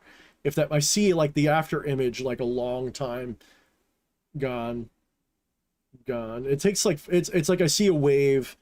It's really kind of amusing. It really is. Give me the crow or face copyright. Oh boy, what does that mean? Give me the crow. Susan, you're scaring me right now. I mean, give you the crow. Okay, here you go. Here. How's that? Is that good enough? Oh, maybe the one with the sound. Oh, you know what? Yeah. They probably meant like a crow mirror or something. I wonder if I don't know. If it is that, I'm just happy she didn't request the dog. Don't say anything about the dog. I do have the Crowwitch mirror, but that's set aside for somebody. Yeah, that's actually already spoken for. If it's Yeah. what they're talking about, yeah. That one is spoken for. But thank you, Susan Wojcicki. I appreciate the 333. That is also a very powerful number. Thank you very much for that. Well, anyway, I think this is going to be the end. That's our final chat from the supers tonight. I'd like to thank everybody, even Cheddar Cheese Moron that came in at the end there. Thank you, everybody, for showing up.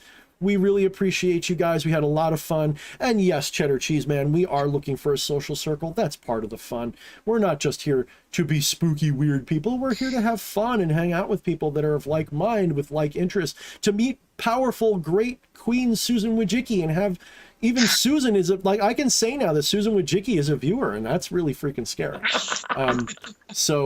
Just do me a favor.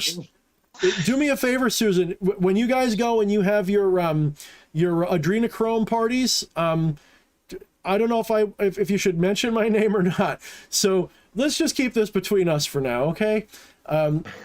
Anyway, good night, everybody. You need adrenochrome. You're freaking young enough looking.